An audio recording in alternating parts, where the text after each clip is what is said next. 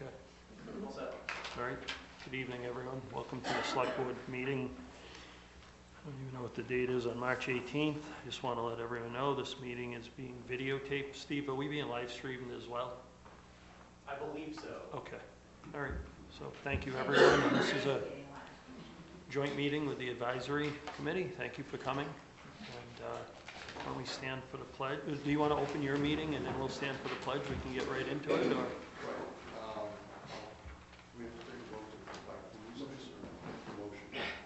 I move that we reconvene the meeting from recess.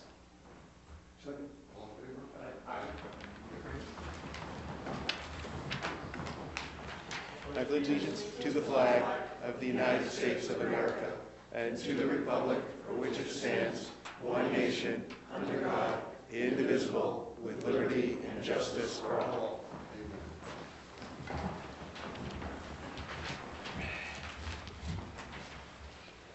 All right, so the number one item is to the joint meeting with the advisory committee. You guys want to give it a whirl to get started? I'll Or? try to speak as loud as I can. I don't know if we have a mic or not, but... Do you have the portable mic?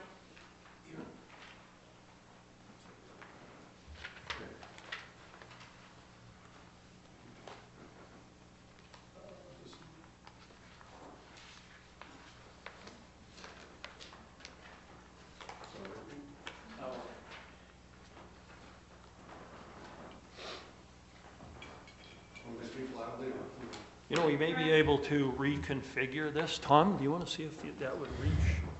No, it'll have to be this one. I'm sorry. Why don't you just move that table closer? Oh, that goes, working now? Oh, sorry. So this is working again. Okay, thanks.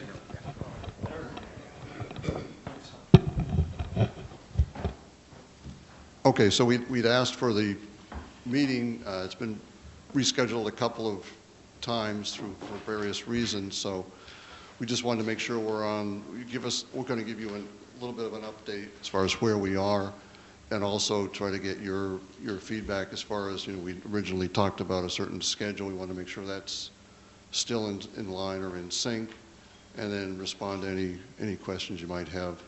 I think we're in good shape as far as looking at all of the various departmental budgets that have been presented to us through Laurie's efforts, and I think we have fire, highway, library, and what's the other one? There's 3 or 4 big ones that we're still going back and forth a little bit to try to get more information, but for the most part, I think we should be done 3rd or 4th week in April. And then try to set up another meeting so we can go through a final run through with you guys. Okay. And having said that, we could certainly talk about some of the issues we might see, or just throw it open to you guys as far as if you have any particular questions after reviewing what we've done so far. Okay. I've not had an opportunity to review anything, so if you have anything that you think that you should bring to our attention, that would be good. And then we'll do a quick overview. If you want to do a quick overview, or if Lori wanted to do it. It's my understanding that we basically level funded pretty much everything, and it seems like the only other big item that may be an issue is the school, where they're at. Right. Well, I can speak to the school specifically as far as the level funding. The only 2 issues, basically, I think we're going back and forth with highway, because I think the budget that was submitted might not be appropriate for what we're trying to do. Tim has some more information on that. We've asked Chief with the fire department to come back with some justification for the numbers that he's asked for. Other than that, the elementary school budget, we went in pretty much in depth with Deb Boyd. They originally had come in at around 5.4% increase when we first saw it, and then we talked, and they knew that it had to come down. So it's about 3.87, I think, was the final number. And the other thing, which I applaud the regional school system, Deb and Kristen, the finance head there.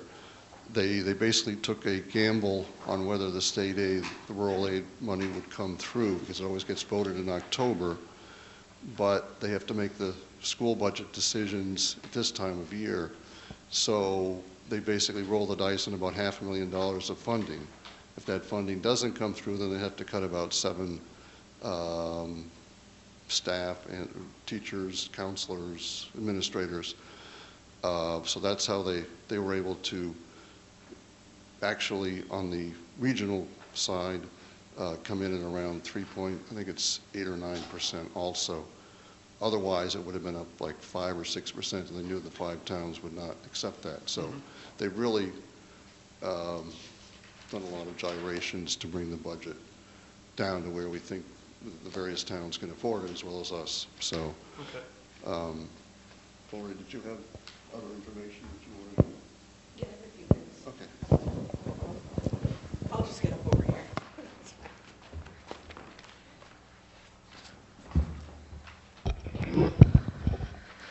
So that's really loud. In addition to the schools, the biggest increases for this year were the retirement and the health insurance. So those are the two biggest numbers, which are known numbers. So those are impacting the budget as well. So the retirement, we already got the assessment. That went up substantially, which we knew because Worcester Regional is making up the deficit that they've had, which they've already told us will be a deficit makeup until 2031. They're projecting will keep increasing. And then the health insurance, we had a 20% mid-year increase in October, which we did not go to special town meeting to increase our budget.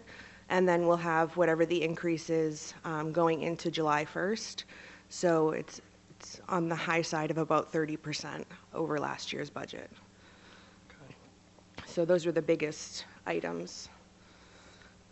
So we are still on track with revenues, so there's no concern. So between that, we don't have to put any non-raise and appropriate into our budget. As of right now, if the budget holds pretty close to where it is, we still only have preliminary revenue numbers, so everything is still looking fine.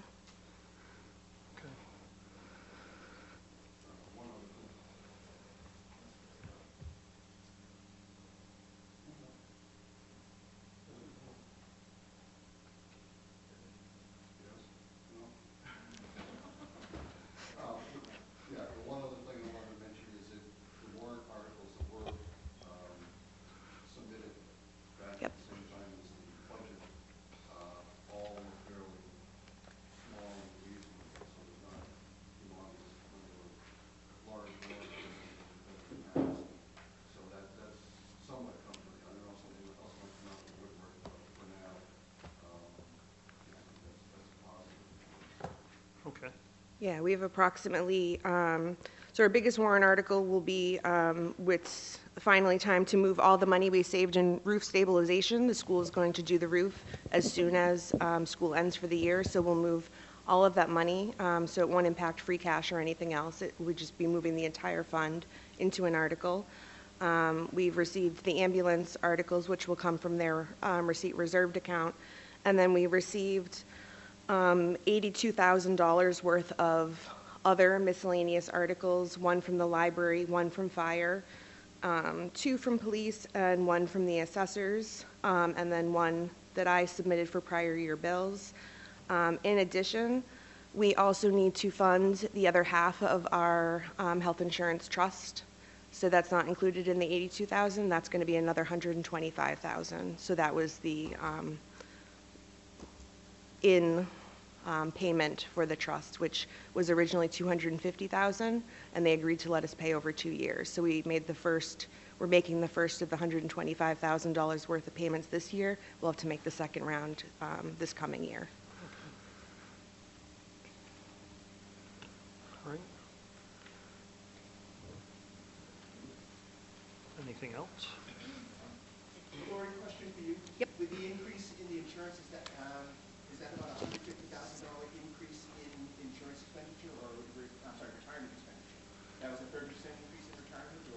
we had, was a 30% increase in health insurance. Okay. So it's actually about 32.9%. Retirement went up.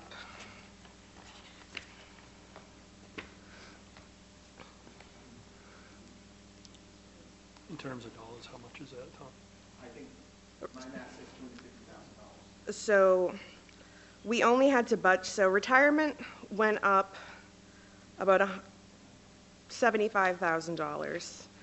So health insurance went up 32%, give or take. We're only increasing $150,000 because we've always kept a buffer in that account.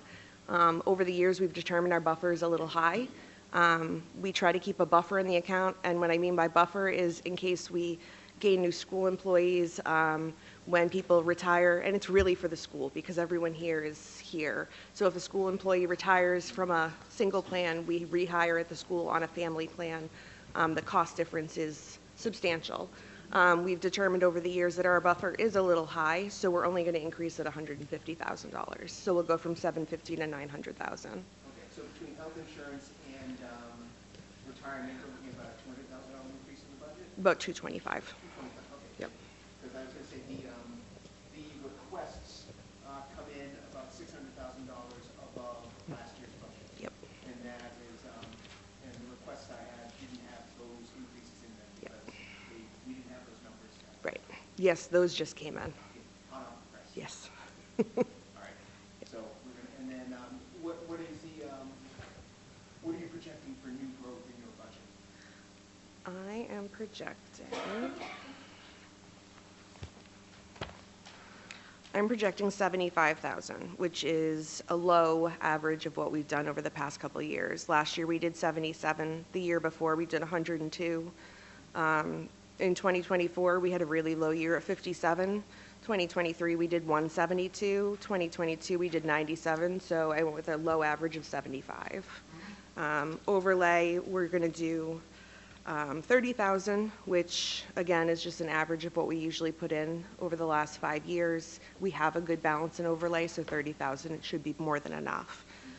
Currently have local receipts level funded from last year because we have not balanced the books for December yet, and I need to see December's revenues coming in before I can make a final determination. And these are using the governor's numbers, which are on the high side for state aid and on the high side for charges. So generally the way we've seen our trends is between the two, by the time they level out at the end, our charges usually drop and so does our state aid. So they tend to level each other out. Yep. Yeah. Okay. When we say local, so you're talking about cherry sheets? Yes. Okay. Yep. Yeah, I saw that only the governor's numbers were okay. Yeah, for whatever reason, everything has slowed right down. But by the time they get to the ending numbers, they have final numbers for charter and school choice on our charge sheet. So right now, they're just basing everything off of last year's assessments. But the non-cherry sheet local revenue is looking, we're budgeting same as last year? Yes. As of right now, I'll end up changing that within the next month or so. Yep. Just want to, no, I was just saying, I just want to keep track of where we are and how much impact this year's budget is going to have on the levy, because that's what drives the tax bills. That's how much we levy. Yes. I'm assuming, based on what I've seen through November, I should be able to increase local receipts by 5%. Okay, well, we'll know more in a month. Yes. Yep. Go ahead. So I was just trying to get clarity on the retirement funds, was being level funded at just the 564, 893, you're saying that's another 100,000 on top of that? Is that right? It's going to be 613. So the retirement amount comes directly from the retirement board. They just give us an assessment number. So their assessment number that they provided us is $613,634. And that's up from 564? Yes. And the health insurance is the 750 to 900, that was already in the Yes. plan. Just one other thing I want to point out. The water department, I don't know, we haven't spoken to Don and Louise yet, but those numbers might shift a little bit on this. Everything's again, this is protection year. And so the numbers might shift a little bit. But we'll have to wait and see on that.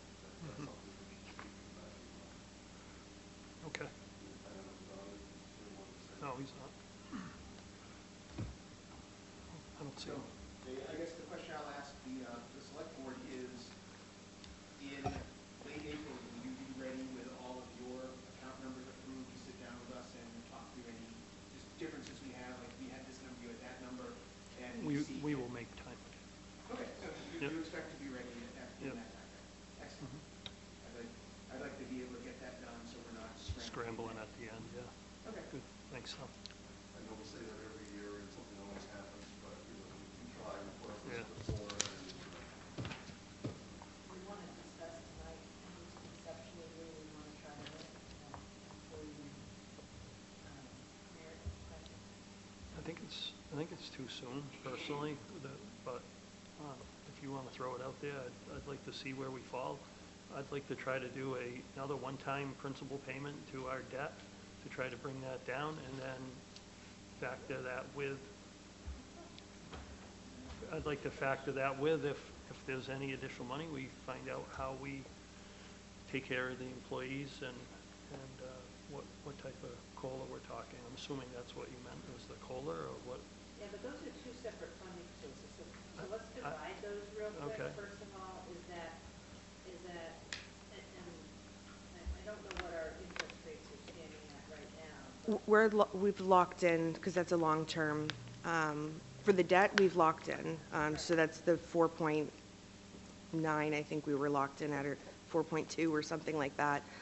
So we have more than enough free cash. We could do another large pay down. We have 913,000 we received in free cash, and we don't have much currently on the table in terms of articles. So we could easily make another one-time pay down in addition to what's in the budget, just for the regular yearly loan payment.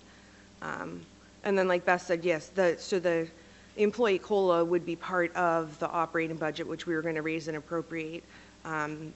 This year, the federal COLA is 2.8, which seems to be the trend across every other town. Not saying that it's something we have to do, but that seems to be the trend that people are following this year, is going in at 2.8. Okay. One other thing, just, this is a contract year for the police department. Yes. So we do not, until that contract is negotiated by the select board, we do not have good visibility into the police officer wages. And so, in our discussions, we had talked about taking that and budgeting them increase at the same COLA as everyone else is getting, pending additional guidance from the select board as to where you think that contract is going to land. So I want to share, that's our plan with you. If that's not going to work well, that's going to cause problems, let's figure it out. Do you guys decide what you want for COLA? We have What you're not recommending? No? We have not discussed a number for COLA. It's just we decided that for the police budget, since normally their wages are driven by contract, Yeah. since we don't know what the contract rate will be for next year, just for budgeting purposes, we will give them the same COLA that the rest of the town hall employees get, and then wait for the contract to shake itself out. Makes sense. Okay.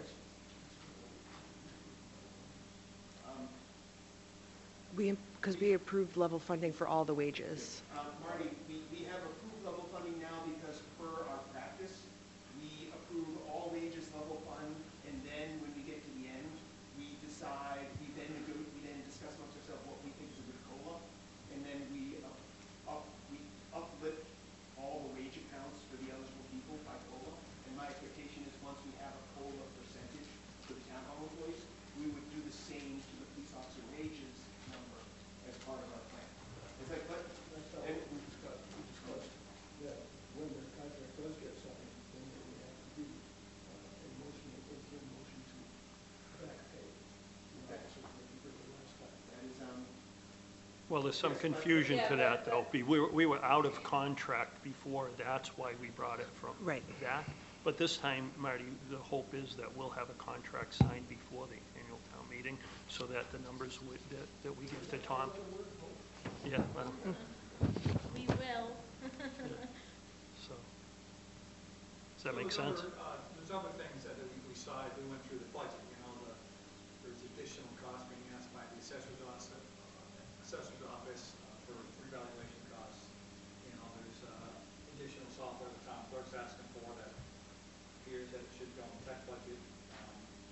just these miscellaneous things here that are out there. If you haven't had a chance to look at the budgets, you probably not worth spending the time on, but.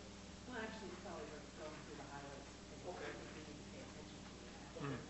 Or at least that's my opinion, at least that way we know kind of what to focus on. Let's start at the top.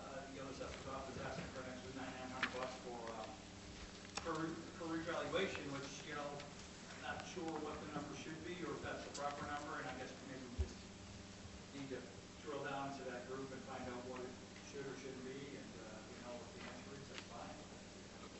That's that every 3 years reevaluation. But I think it's just higher than it's been, I guess, that's our sense.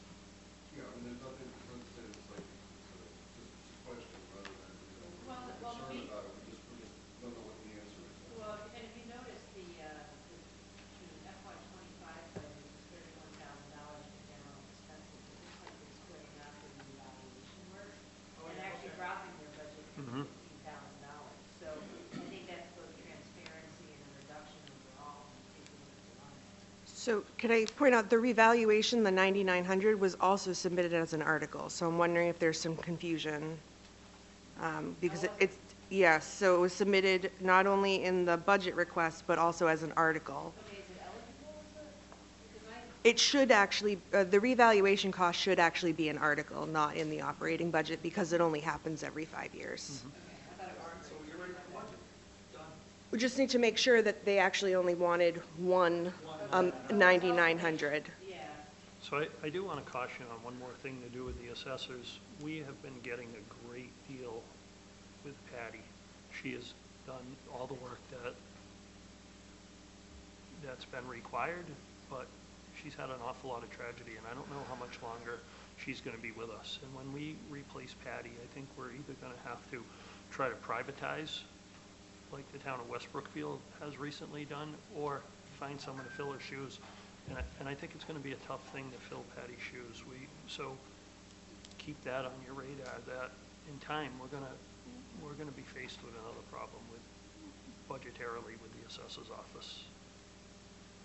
Well, but I also think, Rich, that, again, when we outsourced everything, that was a larger number, so, I mean, you know, it could be we have to go back similar to where we were a couple of years ago. I mean, it's not, I hear what you're saying. When we talked It's still about- within our, When we talked about it a year and a half ago with the Board of Assessors, we got a quote that was in the $60,000 range to have someone come in to spend basically 1 day a week and then do a lot of the extra work that Patty doesn't do.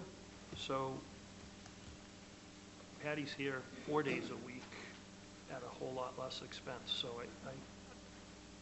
I don't know how to shift from what's happening with our like town treasurers, like in every board where we're struggling. And the next problem that I see coming is the Board of Assessors. So, Holly, do you want to add anything to that, or? Okay. I don't want to put you on the spot, but, I'm not in favor of hiring a full-time assessor, yeah. so I'm actually, I would like to see that.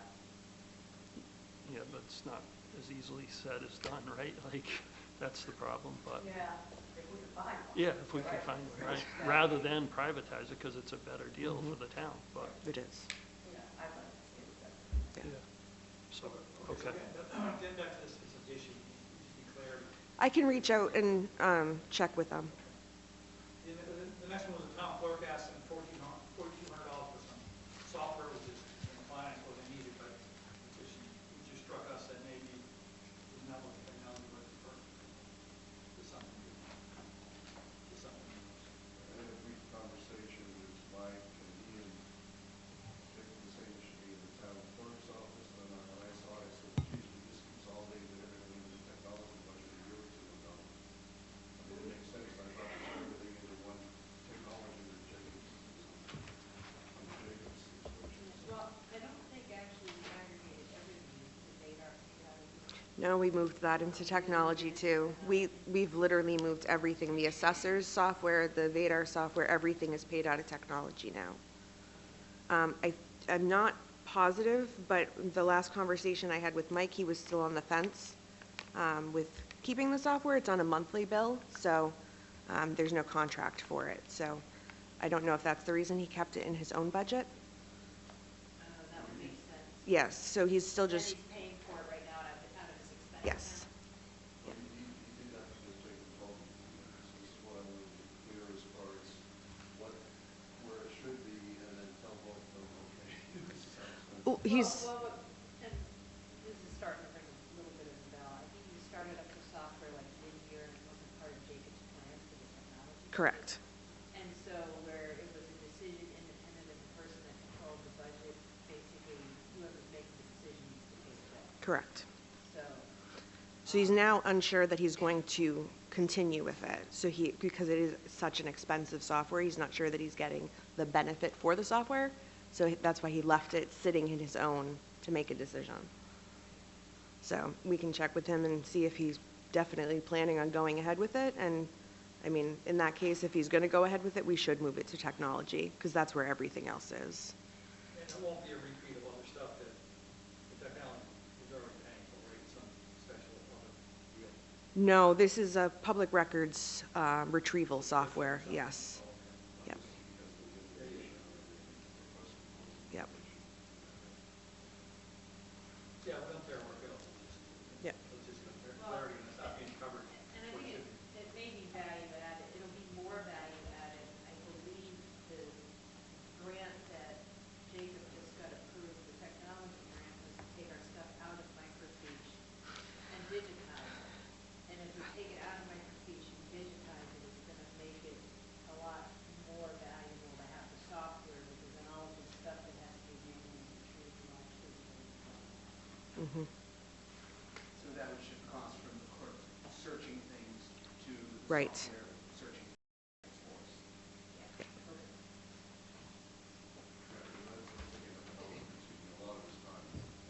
Yeah. The other thing was about the elections, you know, we know if it's a, I guess a new election, it's 11/5. It was only 9,025, which I think the year's two elections, 26 was 6. So is it just because it went up that much or something else? Seems like a big difference. Mike had said that there's more police needed because of the situation. Well, we don't use the constables anymore, so now we pay the police detail rate, which is, it's a little cheaper for the town rate, but it's the cost of doing business at this Yeah, I point. mean, that's where it is, that's where it is. I'm not, you know, it's just things we know.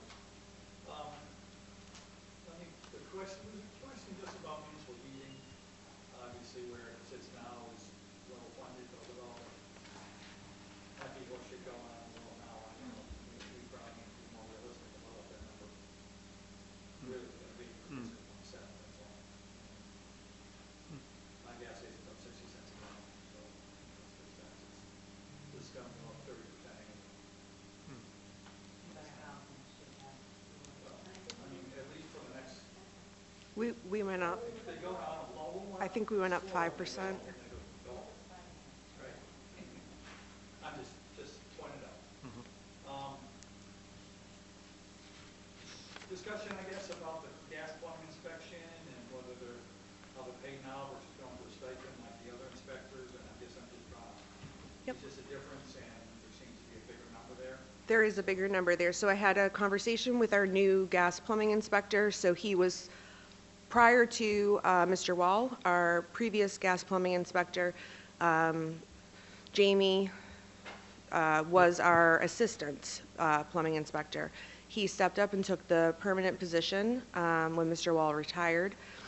He is paid a stipend, as are all of our other inspectors, so they get their dollar amount divvied up, 12 months. Jamie is also the gas and plumbing inspector in East Brookfield. He makes more in East Brookfield and has about the same amount of inspections. So he put the amount that he makes in East Brookfield down for here because the amount here is substantially less. He did offer another scenario where he could be paid per permit, and rather than the town keeping the permit fee, he would keep a percentage or the full permit fee rather than just increasing his stipend. The difference to doing that is our local receipts will decrease. So either way, it's comes out to the same It's the same number? basic. The same $7,000. Yes. Yep.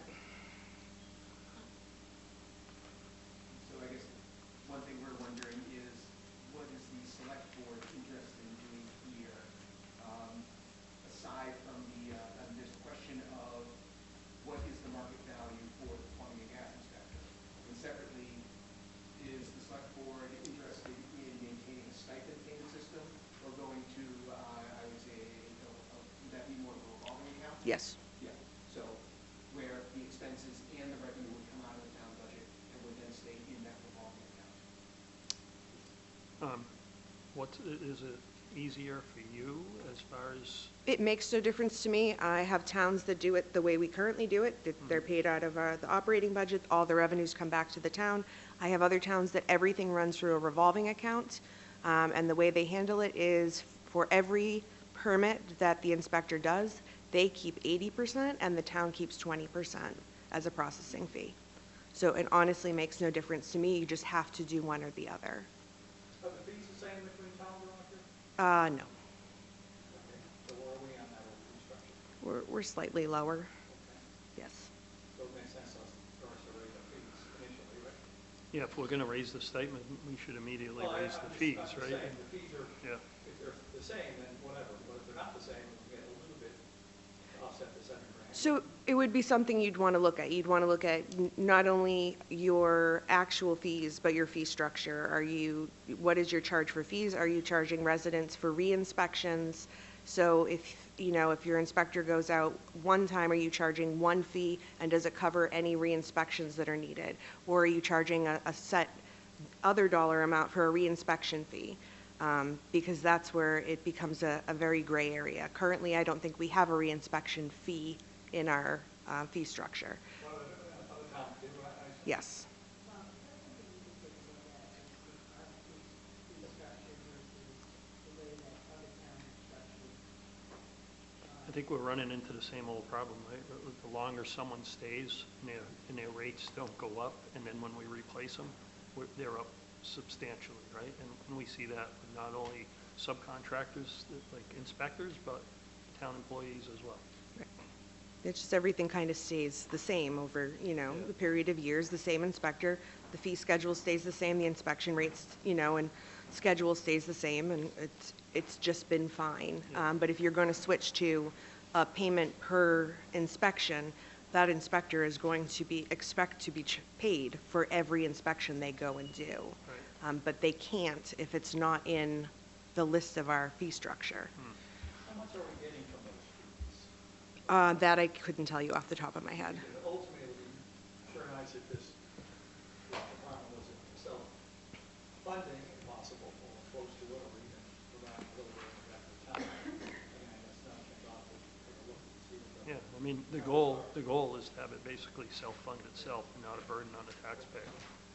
Yeah, it's not broken out in the revenues. I'd have to pull up a different report to get you what the actual revenues are. But I mean, I can't imagine it's that high. I mean, building permits here only pull in about $16,000. Yeah, I'm not in there but. Okay. All right, that's a good one. And I think the last one on the list was veterans. I guess we weren't sure about how that reimbursement worked. I don't know, Tom or you guys were a little more closer to the. I think the question we wanted to ask the select board and Lori was, are we on top of our reimbursement for veterans' expenses? Yes. Okay, that was the important thing, because my understanding is for every dollar we spend on veterans' services, for one of their term, we get a 75% reimbursement from either state or federal. If my numbers right, it would be like Yes, from the state. So you get 75% back for all veterans' benefits only, so no expenses. So at the end of every year, I fill out the required forms, I send them in. The assessors handle stuff and certify that they're veterans. The veterans agent also submits and certifies the paperwork. And then that is the money that you see on the cherry sheet numbers as veterans reimbursements. So that is our 75% from the prior year. I wasn't looking at this, I may have a question for you offline about Okay. that. I noticed that veterans number was missing from the cherry sheets, but it may just be because we're early in the process. It is early in the process, so they don't usually pop up until the third or fourth round. All right, thank you. Yep. I feel better now. Yes. So a couple of other places where the numbers are different. Fire wages, we did get a nice breakdown from Chief Markel showing the calls keep going up and up and up. It's hard to argue with the fact that, they have to pay the folks who are responsible for certain things. So I did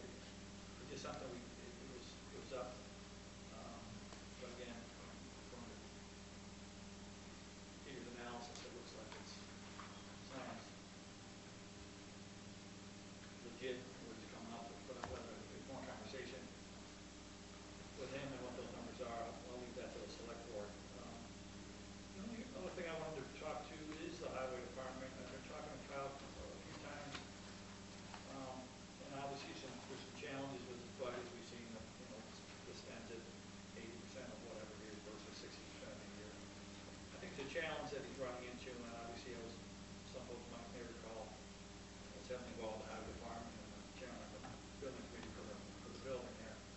And it's been 20 years, which stunned me because I didn't think I was that old, but obviously things are falling apart there now, and there's maintenance that needs to be done. And I guess I'm getting a sense that where we haven't had really a full-time super over there looking at everything, that some of the stuff has been deferred by default because they don't know what to do with it. And the temporary folks, the contractors come in, they just kind of keep the road plow things and this, but the rest of it is kind of not really their job, so to speak. And now it's Kyle's job. So I think the challenge we're going to have here, and I really think that some of these numbers here are low. His expenses, I think, should be higher. I actually think, and he's working on some warrant articles for one-off things that he thinks he needs for the highway department too. And I think we just need to, take that once he gets those together and get a sense for what the town really needs or what doesn't need there, because it's just something that we all drive around after snowstorms, and as I told Kyle, there's one thing people measure you on. That's the roads after the storm. So, and they're still doing a fabulous job of that, as far as I can see. So I just want to be clear that I understand the budget you're challenging, Fran, but I think it's also step into this position and finally get a real handle on what the numbers are. And he's new at this sort of running the whole department business, right? He's had a lot of experience with it. But I just want to highlight that to the board so that they know when hopefully we'll get some of these things. Again, I'm trying to help Kyle to some degree to kind of make sure that we're getting real numbers here. We don't get to an 80% spend, 55% a year kind of thing that is in now, so that he'll be a little better prepared for next year. And I'm also being very clear to him about long-term needs, right? And same with fire and everyone else. At the end of the day, you want to get into these vehicles. Some of these vehicles can be years out. You order today and take X years to get. So we just need to be really focused on those capital improvements for these groups. I'm not sure how much, if any work's been done on, I know capital improvement committees are trying to revive themselves and come and goes, but it's something that we can't lose track of going forward, because we're going to run into problems if we don't have those monies ready to go when they're needed. So We're gonna actually talk about some of that later in the meeting regarding, and it wasn't specific about the actual structure of the building being almost 20 years old now, but you're absolutely right. He's faced some things with the heating system down there.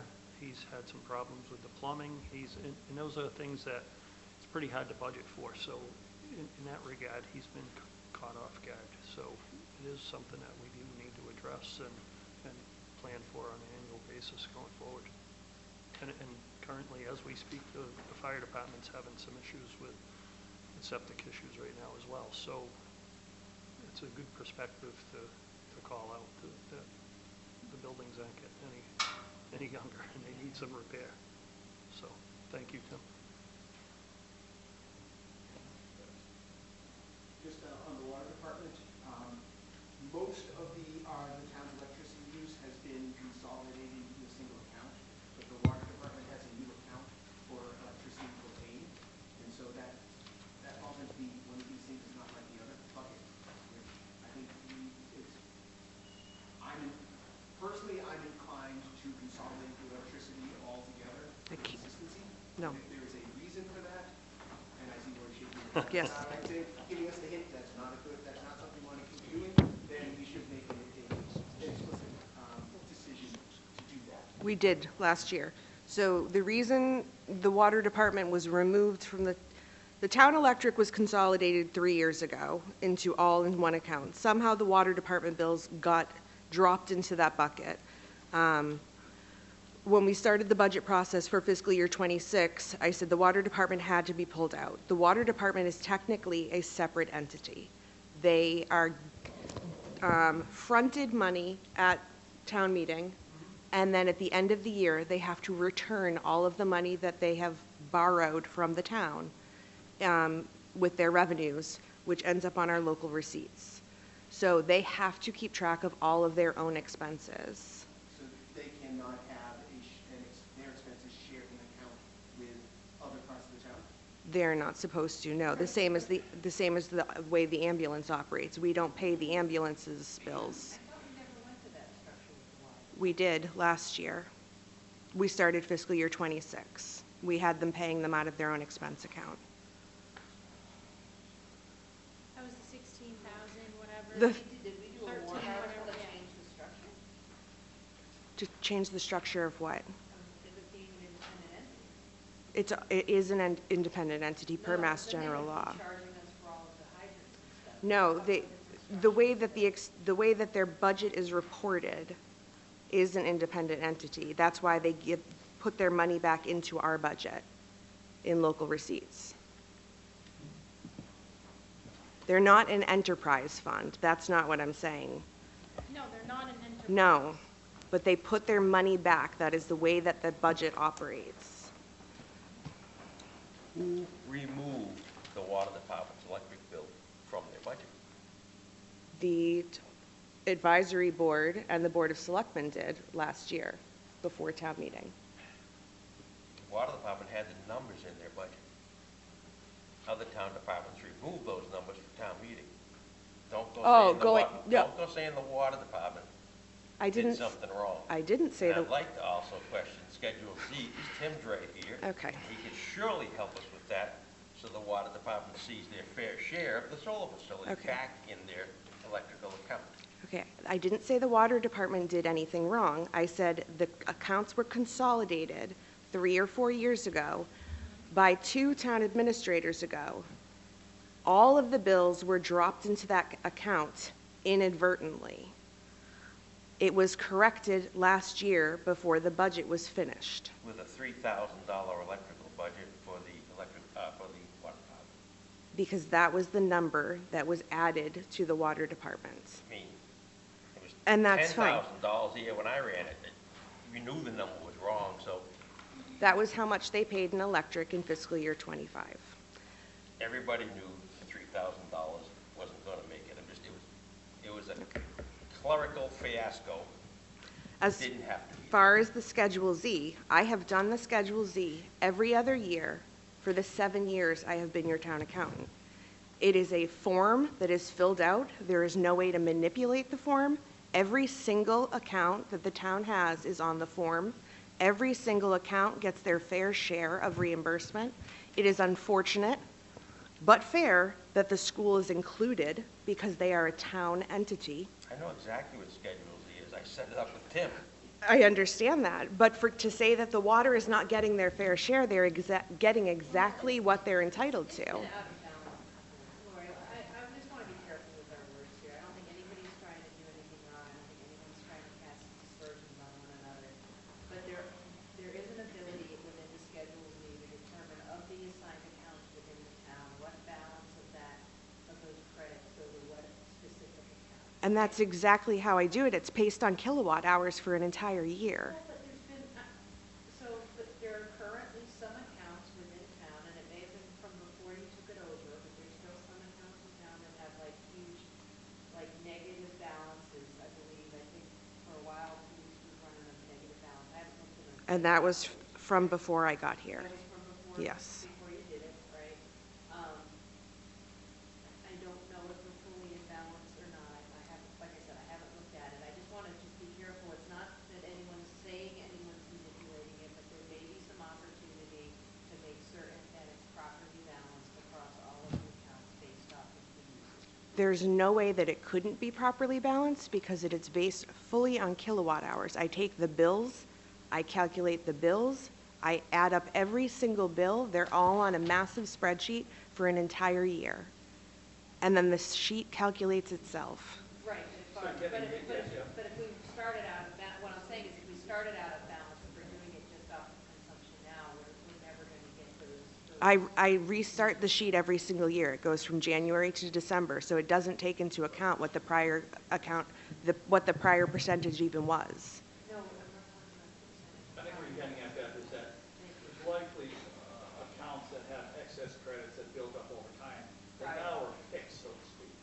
So there is a process at the company where you can go through and rejigger. I do that every single time I do the Schedule Z.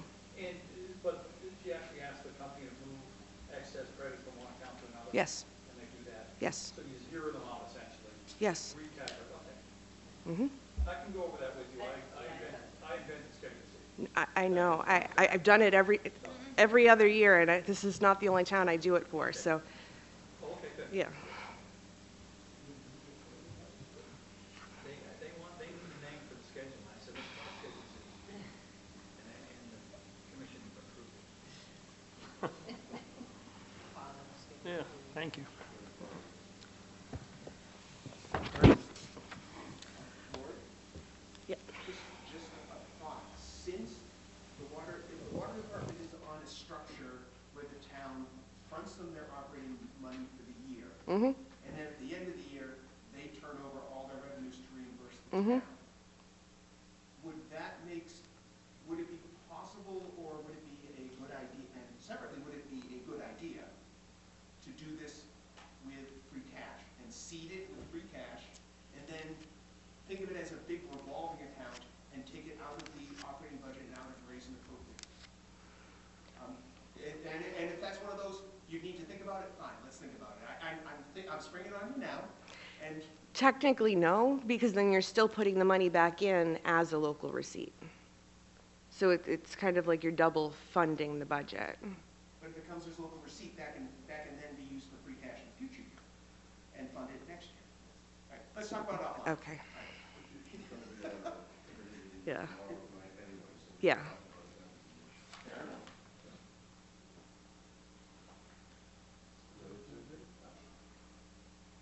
He's at the end of his list. All right, good, he's at the end of his list. I can make up more stuff if we want to. Oh. Good. Because I got $20 to make you not do that. Me too. One last point just to remember is that the trash hauling contract is up for renewal this year, so that could be a, who knows, number.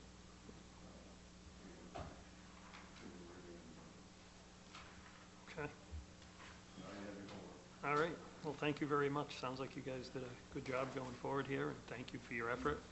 Do you mind coming up, Polly? It's just the $9,900 in the assessors. So that's an article that is not in the budget. Okay. So it's consulting.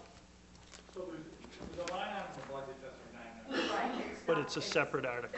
It's an article, and it should not be in the budget. So that should be, okay. No, it should not be. And the reason why it's higher this year is because the last time when we did it, back in, a few years back, we did it, and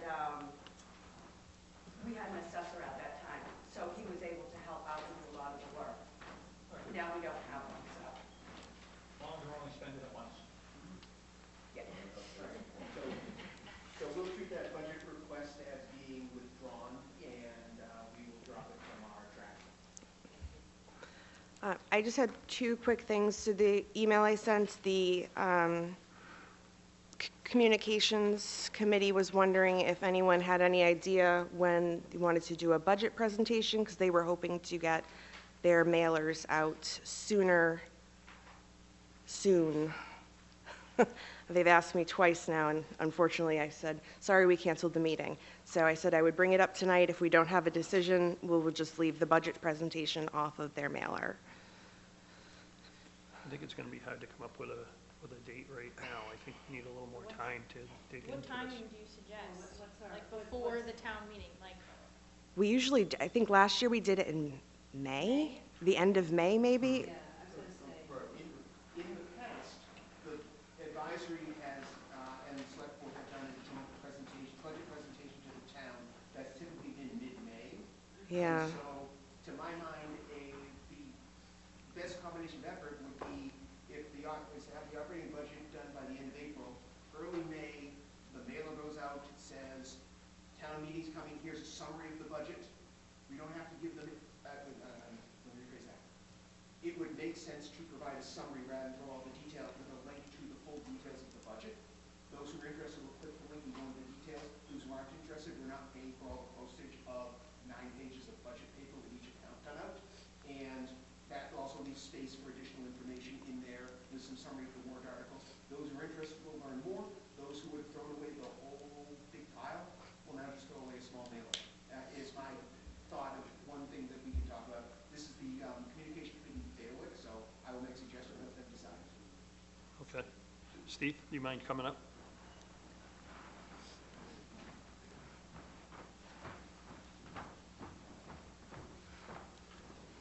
Thank you. Hi, Steve Carmen. I'm on the Communications Committee. So our intention is to send out a mailer letting the town know when the annual town meeting is, but also adjacent important dates. So the budget presentation would be one of those.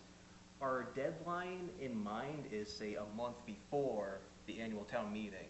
So if we can, say, get a date for the budget presentation, say by mid-April, I would say maybe 3 weeks from now at the latest, I think that'll put us in an okay spot. So if you can't give us a date today for the budget presentation, but you can get it to us within the next few weeks, I think we can make that work. But we just want to get that date in there so we can raise public awareness of when that date is to encourage public attendance. So the annual town meeting is June 4th, right? Right. Yeah. Mm-hmm. So my recommendation would be the 19th or the 21st of May. It'd be basically 2 weeks in advance. Either the Tuesday that's the normal select board meeting night, or Thursday that's the normal advisory committee. Yeah. Because it's easier to plan, get a presentation together if you. Yeah, I would prefer to have a firm date that has to happen, so Thursday. it forces us all in Yeah, time. deadlines are helpful that way. Yeah, I would feel comfortable backing into that because that's normally more or less the time we've done it for the first 3 years we've done it.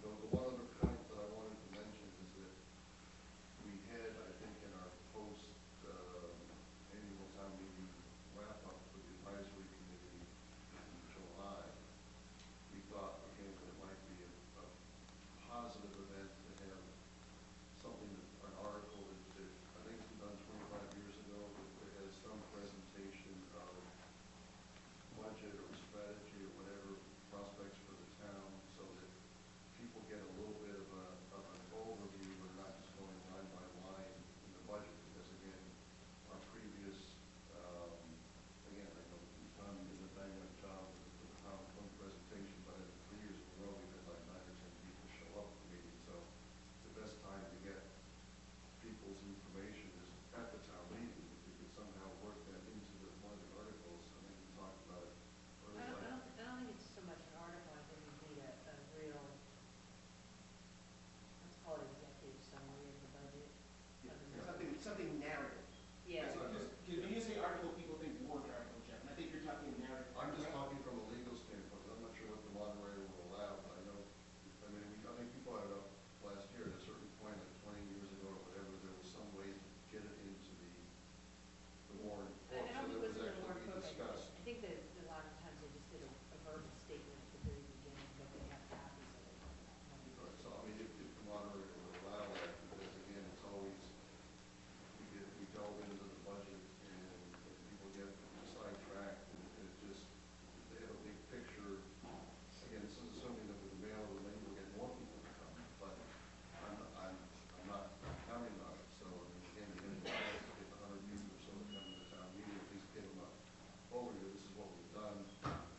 And then my personal opinion is that after all of us spend so much time looking at the budget, the numbers and everything else during the year, something always happens, which again, as you said, Rich, people want to have their say, but at least if the rest of the people know how the decisions were made, and this is the sort of background overview, it might make things go a little bit more smoothly during the town meeting. Speaking of which, I would like to make a motion about the, pinning our employee merit increases to the 2.8% COLA. The motion.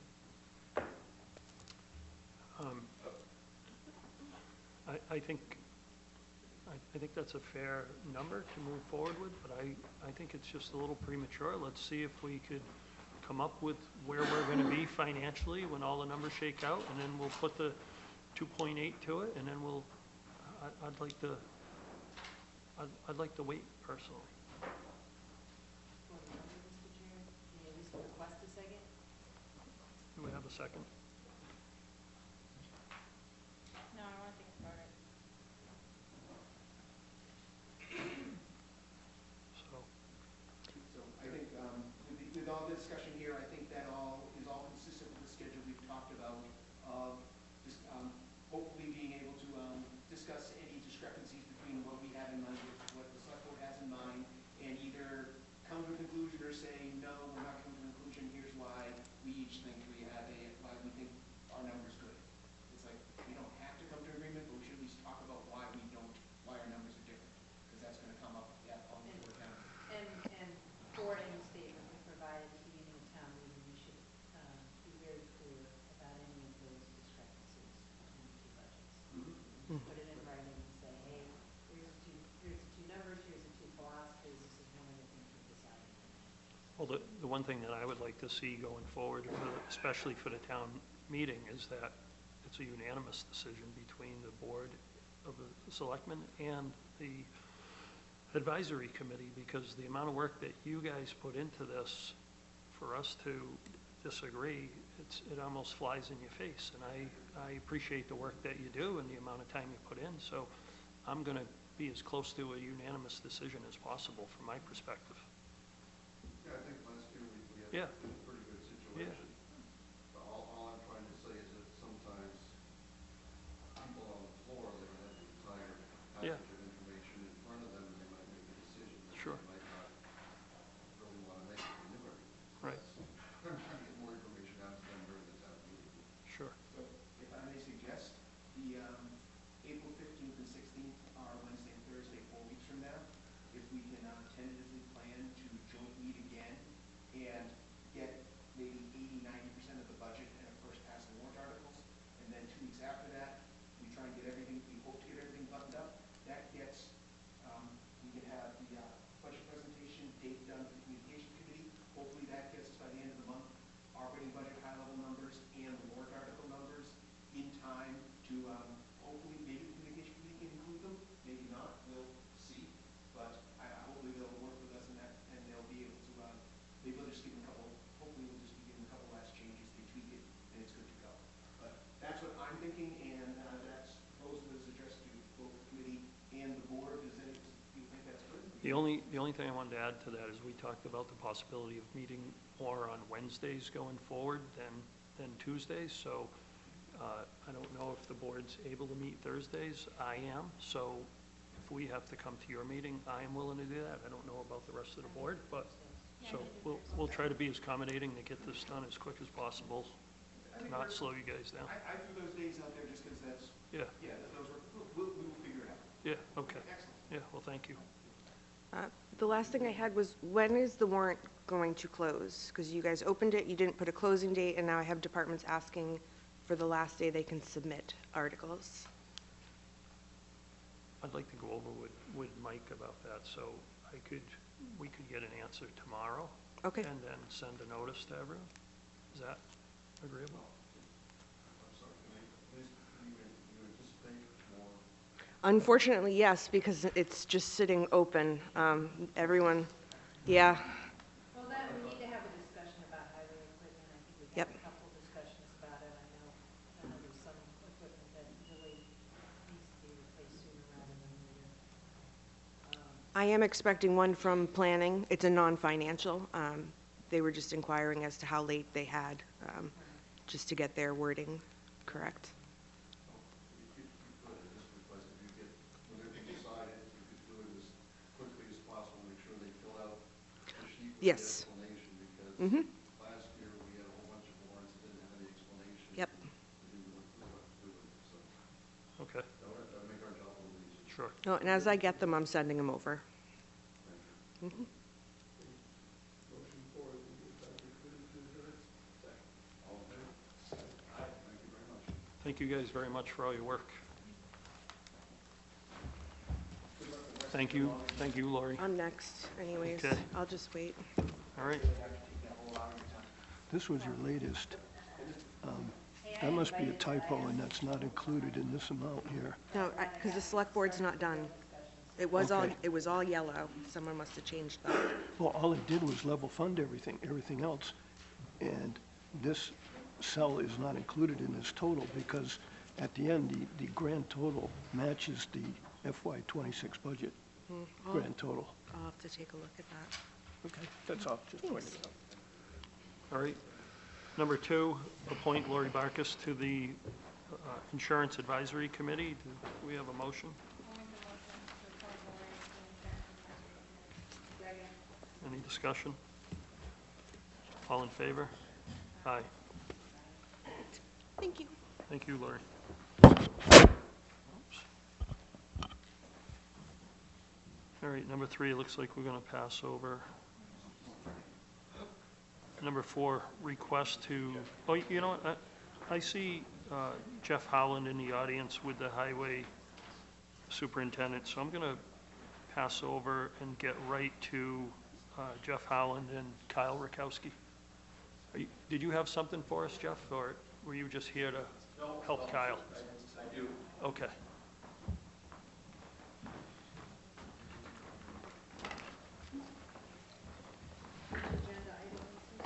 It's not on there.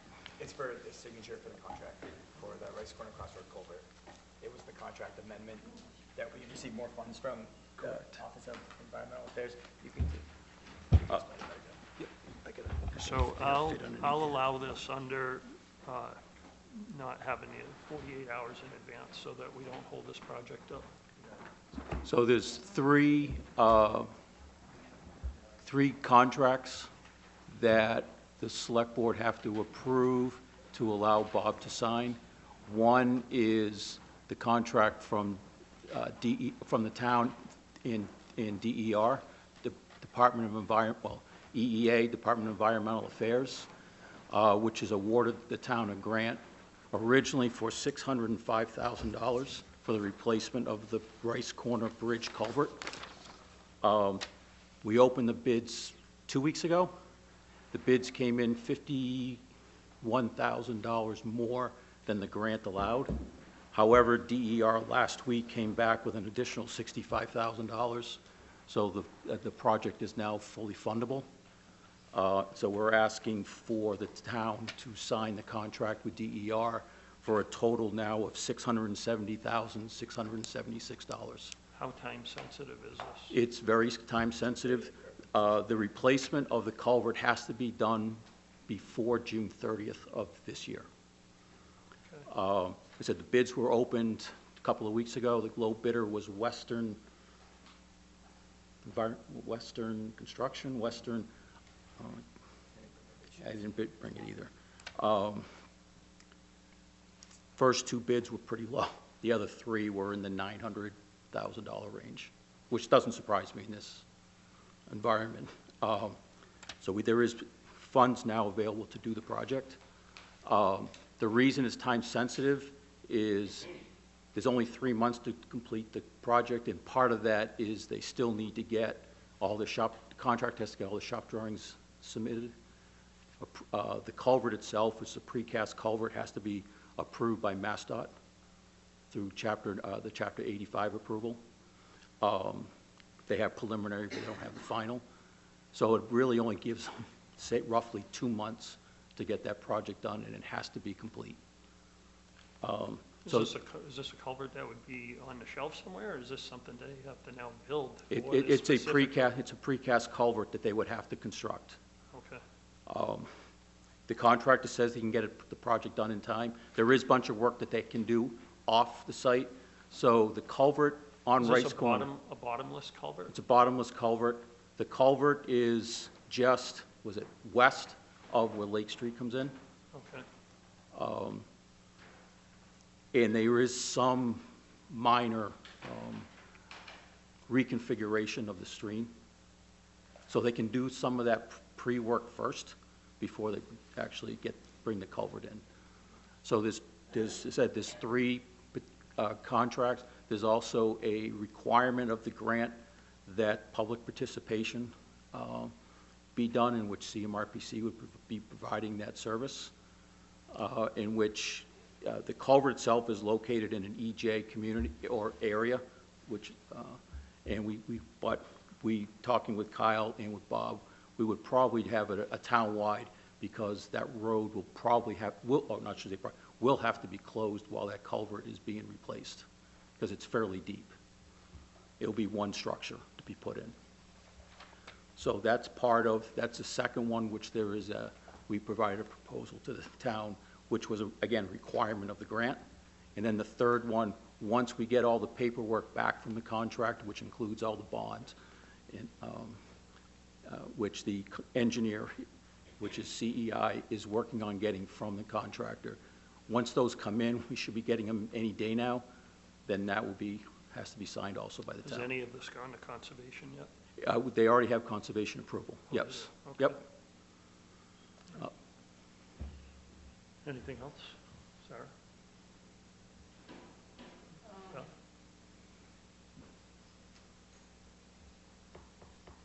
Can we set up a meeting Monday about this? Yep. Yeah, that's fine. I don't want to talk about it. Yeah, I wasn't gonna, if we have time to kick signing the contract to next week, I think it would make sense for this board to do that, where we did not have this on the agenda. But it's really important that we get this out there 48 hours in advance next time, Kyle. I'm even willing to, I mean, if we wanted to have an 8:30 meeting on Friday night, I'll do it, but I don't want to vote it tonight. Yeah, Monday's better for me. So I say no. Yeah. Okay. Is Monday doable? Yes. Is Monday doable Yep. for you guys? Or even Sarah, I don't know if in the evening's good for you on Monday, or is that good, or is it a different time? What's Monday? 8 a.m. tomorrow. Could we do like 7:30? 7:30 a.m. Yeah, Yeah. on Monday? on Monday. Okay. No problem. And then what we'll do is, and we don't necessarily need you present, what we can do is just vote to allow Bob to Bob sign the to contract. sign the contract. Either way, I'm 15 minutes away. Okay. Not a problem.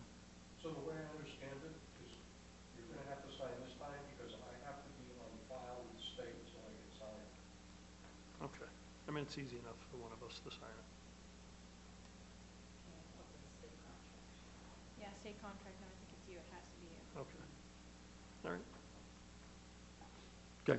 All right. Well, thank you Yep. very much. You're welcome. All right. Thanks, Jeff. Here, 7:30? Yes. Okay. 7:30. I'll be here. All right. I mean, Sorry, if you sorry just, about that. if No, you that's have the okay. paperwork, give the paperwork to Kyle, and I don't even know that there's a need for you to be here, but Yeah, so I Sure, Paul. definitely know, I forwarded to Bob the updated grant from DER. And then there's the one from CMRPC for the public participation. We don't have the contracts yet from the contractor. okay. But they're in the process of getting the the bonds, et cetera, before they actually would give the town the contract. Can you just send over a short sheet, it's the information sheet for, that's got all the Sure. level numbers? and Sure. the vendor. Yep, I can do that. Thank But you. you should have the contract in Yeah. your packet. No, I gave you the contract in separate. Okay. Over there to sign. All right. Yeah. Separate. Yeah, so it looks like this. Yeah. It looks like that, Okay. the first page. All right. All right. Well, thank you very much. Yep. You're welcome. You good? Yeah, thanks, Jeff. All right. You're welcome. Probably be number one. Price Corner Road Yeah. Crossing Culvert grant contract. Is that all right? Yeah, right, when I cross over culvert contract. All right. Item number 4, snow and ice deficit. 35,000 for expense and 30,000 for wages. I just have a question, is this what has been spent and you're asking to make it up, or are you asking us to fund 35 and then? This is what's been spent to date based on the last 2 significant snowfall storms to put enough salt in the shed to be So it's to comfortable. get us to zero, is Basically, basically yes. what you're saying? Yes. Okay. So this, the 35,000, that's not buying any additional salt? No. It's already been ordered. It's in the shed. We have roughly 150 ton in the shed right now. So it's already been ordered? Yes. We have, which is only 20% of the salt shed in a whole. So we'd still be starting next year. Has our Not up to rate it gone start. up for salt? It stays the same. It's It stay the same. $77 or $70 for white rock salt. Okay.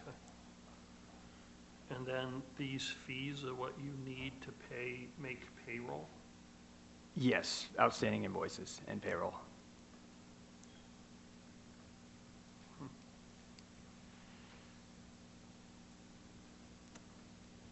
What does that bring us to as far as a total of overage this year? 90, right? Or 90 grand? I think it's more than that. We, without the last warrant, we were already over 106.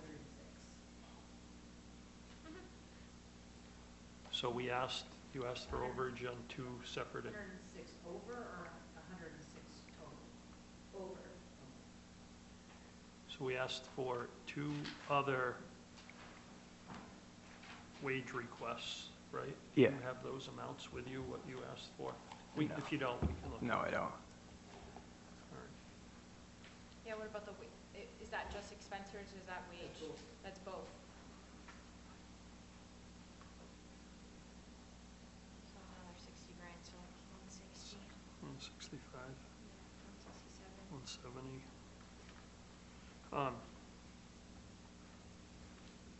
Well, any thoughts from you, Beth?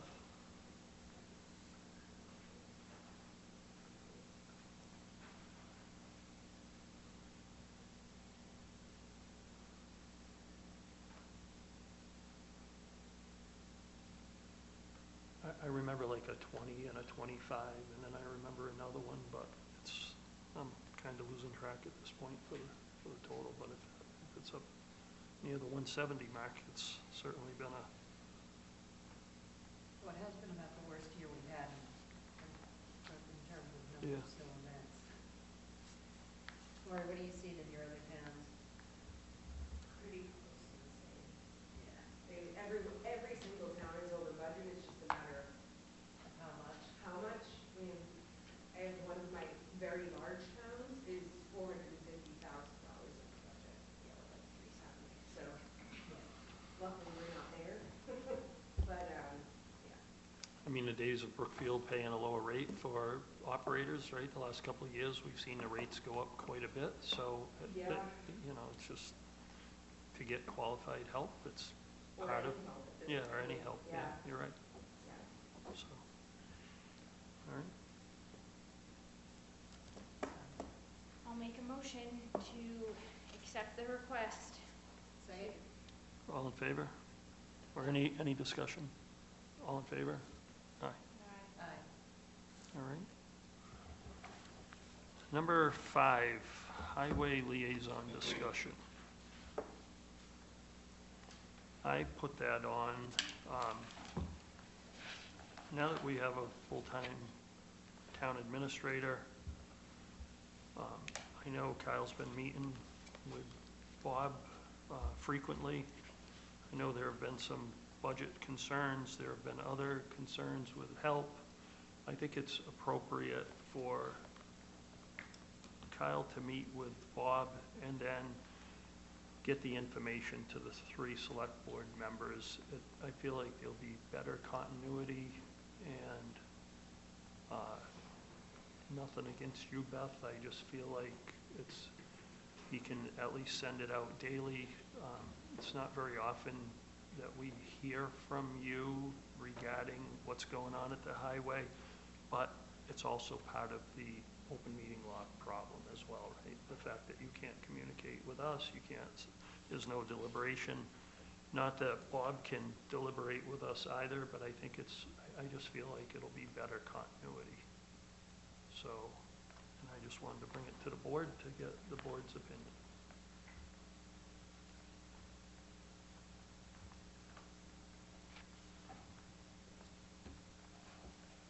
Okay. Do you have anything, Sarah? I'll wait. What's that? I said I'll wait Okay. Beth first, if Beth has anything to say.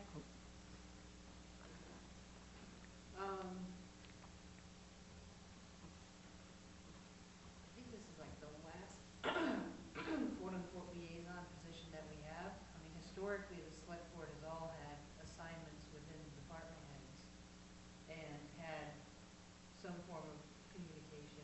I think any of the major times that I've had a discussion with pertinence, I've actually sent an email. Most of the discussions that Kyle and I have had have mostly been, I'd say, doesn't matter whether I'm a liaison or not, we can have those discussions anyway. Yeah, absolutely, That yeah, information. yeah. So, By no means am I trying to take your ability to talk to Kyle away. Don't misunderstand that in any way. Because that you have freely, at any time, the authority to go meet with him, sit with him, call him, so don't think of it as I'm trying to take anything away from you personally. Because that's not my intention. okay. I don't really have anything to say about it. Okay? I think we need to talk as a, I guess fundamentally, I think structurally what the point is that, you just need to formally go away from having any form of liaison for any of the departments.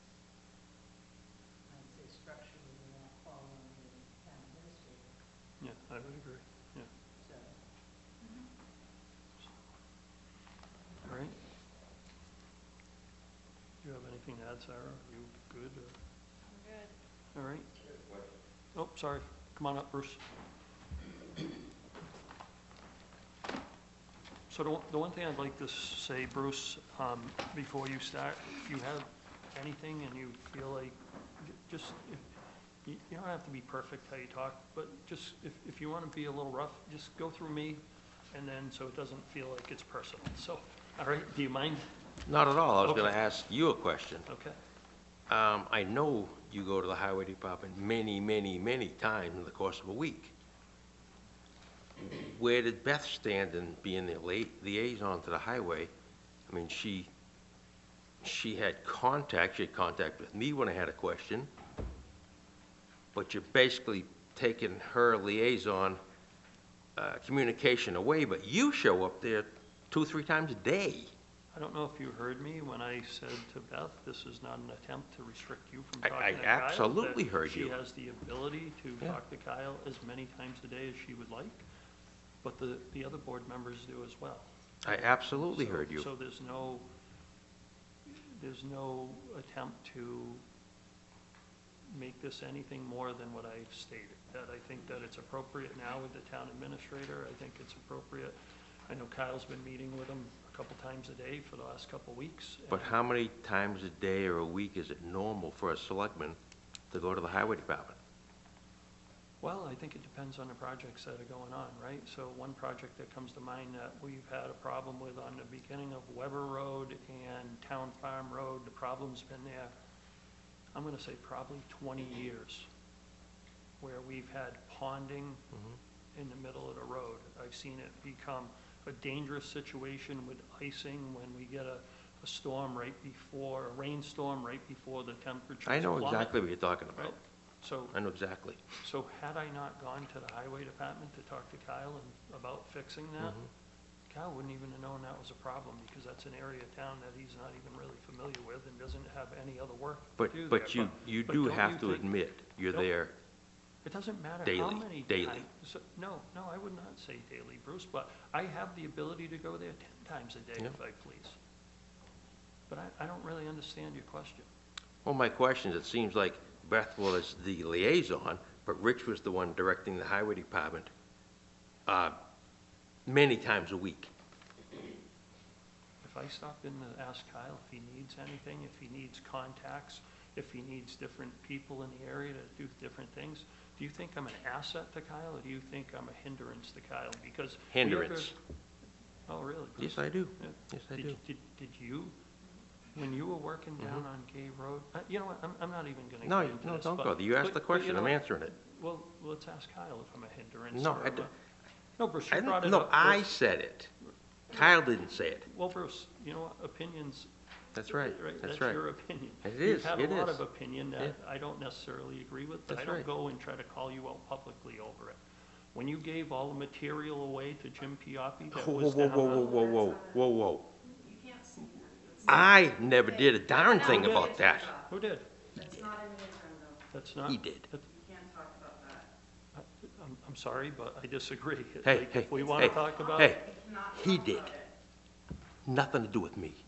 so then, you know what, let's bring this up at another meeting. We'll I've put this tried on- to bring things up. 4 times I've been asked to be placed Bruce, on your agenda. what you like to do is come 4 in and make a times. personal assault, like you made a personal assault on Lori. I should have stopped you when you were doing it.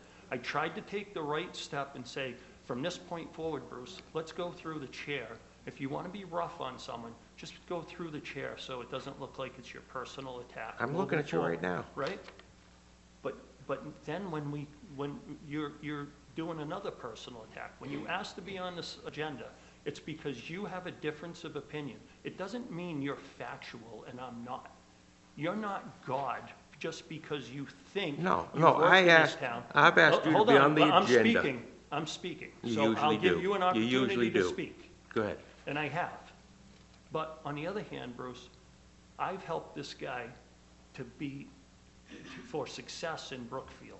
So I would like to know if you think that I've been helpful or and if you think that I'm showing up too much, Kyle, and that I'm a hindrance to you, call it out right here and now and let's get it out in the open. Mr. Chair, come on. I mean, are you No, serious? I will make the statement that I won't even go back down there. It doesn't matter if you go back But down the there or fact of the not. matter is, it's an absolute ridiculous thing that what you're trying to do, Bruce. It's just more personal attacks. I agree, because Could be. It could be. I will say this. That's all it is. And I will say this. Kyle had texted me a couple weeks ago and asked me if I could make an Excel spreadsheet, meet with him and Devin, go over the Excel spreadsheet, help him with his budget. I took 2 hours of personal time, okay, out of Spencer, went down there, went to the highway department, showed Devin, Kyle was at the department head meeting. And then I found out from other town employees that the 2 of them, Kyle and Beth, are talking about the fact that I have no reason to be down there, that I have no reason to help Kyle, that I should stay out of the budget, and so forth. So at the end of the day, Kyle reached out to me and asked me for help, and then I got attacked for going down there and actually trying to help the guy. So, By who? well, Because I haven't been in the highway, I haven't been in the highway department for 5 months. but my point is Rich can go down there just as much as he wants, I can go down there just as much as he wants, but there's just perception is that we are trying to micromanage Kyle and blah, blah, blah. So I haven't talked to Kyle in weeks, because I don't want the perception that I'm micromanaging Kyle. Well, So my point of coming up here was to say, you're taking some power away from Beth. No. No, that was No, my, there's no power. that was my point for coming up here, What power? the You're out of liaison. line. You're out of line, because she can go and see Kyle 10 times a day if she would like. She has no special authority.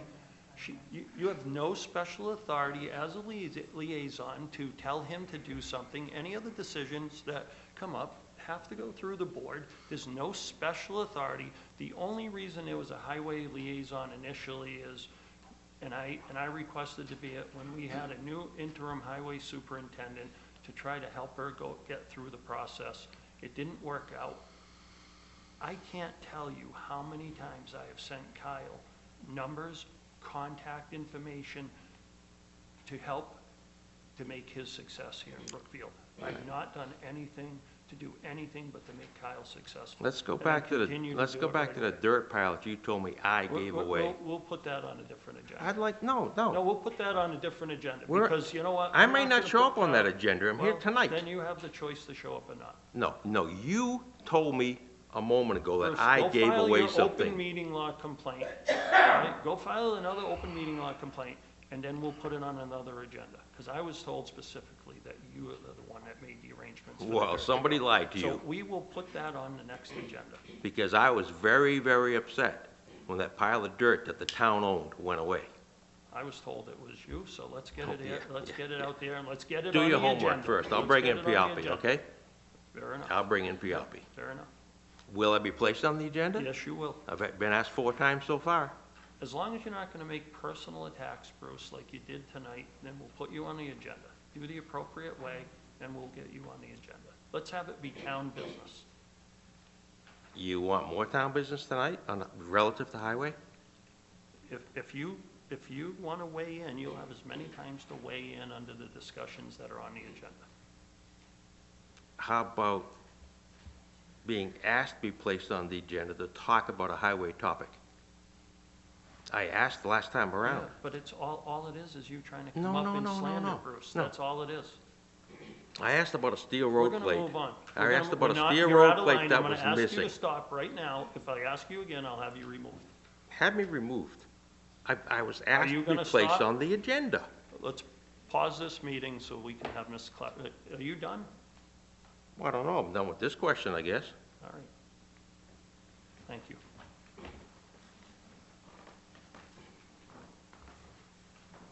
All right. Any other discussion relative to the highway liaison? I'd like to speak.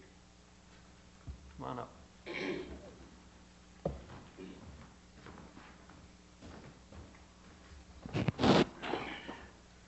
J.D. Holcraft, 26 Allen Road.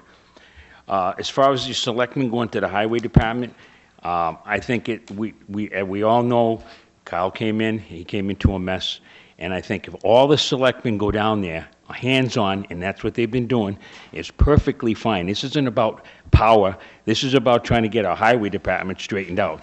We've had huge problems. Gay Road is a total mess. It wasn't done properly. All the selectmen got involved. Rich, I'm not going to stick up for him, but he was down there. Bruce was down there. And we're trying to get this road straightened out. It's a mess. And all you selectmen is great. You should be hands-on. If you go down there 1,000,000 times a day, it's helping Kyle out. I've seen this. So if all you selectmen continue going down there to help him out, so be it. You are his boss. If he's got a problem, then he should come forth to you and say something to you. Have you done that, Kyle? No. Okay. You still haven't answered the question. Is any of these selectmen a hindrance to you down in the highway? Okay. So there you are. The selectmen are doing their job, and for once, we got selectmen that are getting out in the field. That's what we need. And now we got Bob, he can do the same. So all this power, out the window. You're doing your job, and that's good. All right, any other discussion?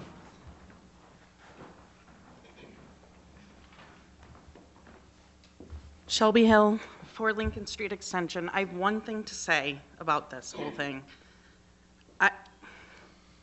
If you guys think for 1 second, after Mr. Holcraft just asked the question to Kyle, if he's going to say if you're inhibiting his job at all, you're dead wrong. You guys are in charge of him, okay? No. You're in charge of, Sorry. I have a freedom of speech, okay? You guys are his bosses. If you think for 1 second that he's going to say that any of you are going down and harassing him, and I don't know what's going on, but if you think for 1 second in any management, if you're in a management position and you have somebody that you're in charge of for an employee, for 1 second, that person is not going to say in public that Fair enough. you're doing, that's not a fair question to ask Kyle, okay? That should be done on the side. I think that was really uncalled for. And that's all I have to say. I think where I went wrong was not stopping Mr. Clark with his personal attack initially on a town account. That's where I went wrong. And then I tried to curb that when he came back up a second time. But we're not going to deal with any more personal attacks. Not against me, not against our accountant, not against our other selectmen. Several weeks ago, I made it very clear that when someone has something to say, that I called out Dave Holcraft on how he speaks to Beth Coughlin. That I said, if he has something to say, he's going to go through me to say it. He's not going to go through her. Just because Beth and I don't necessarily agree, I tried to step up my position as a select board chair to stop the personal attacks. And that's what I'm asking for.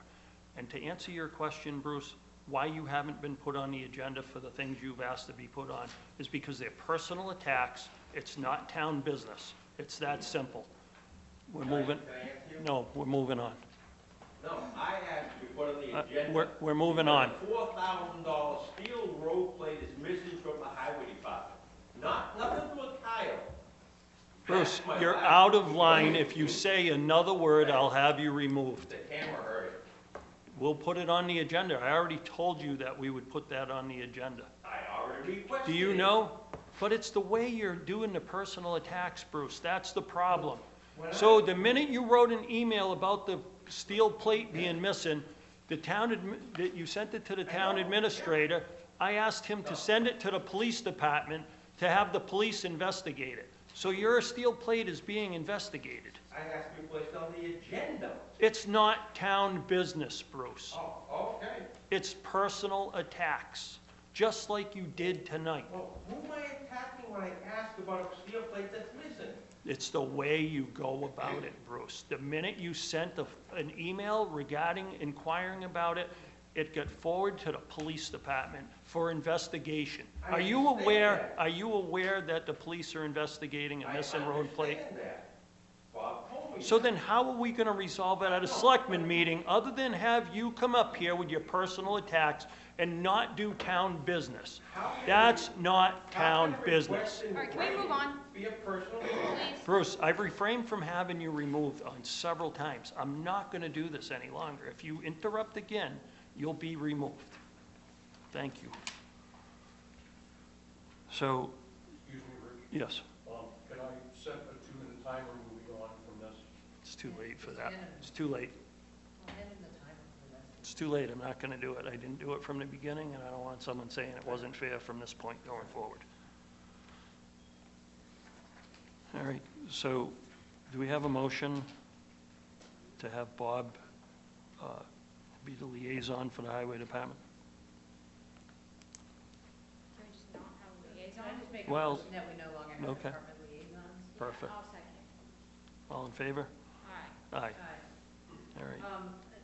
I do want to cover one thing under that, and I think the agenda changed from the physical one that you showed me before when I walked into the Yeah, meeting. because we changed, yeah, because when I was talking to them, something changed the repairs. So, can we put on, since it's not on the agenda, I don't want to talk about it today. Well, why don't we just, you can talk to Karen about the agenda after the meeting, and we'll get whatever you want on there.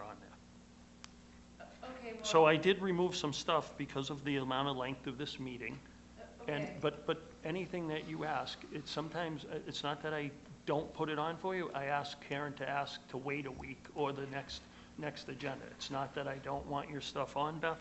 It's just, I was hoping to not be here as long as I am tonight, based on my condition. Just taken longer than I would have taken to say that, But I want to explain at the same time. This is painful.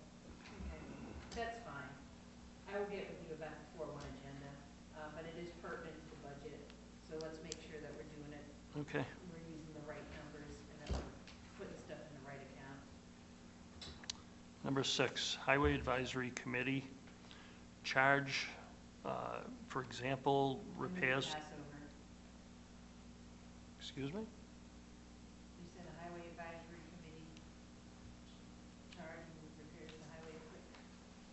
No, I'm going to have the agenda item.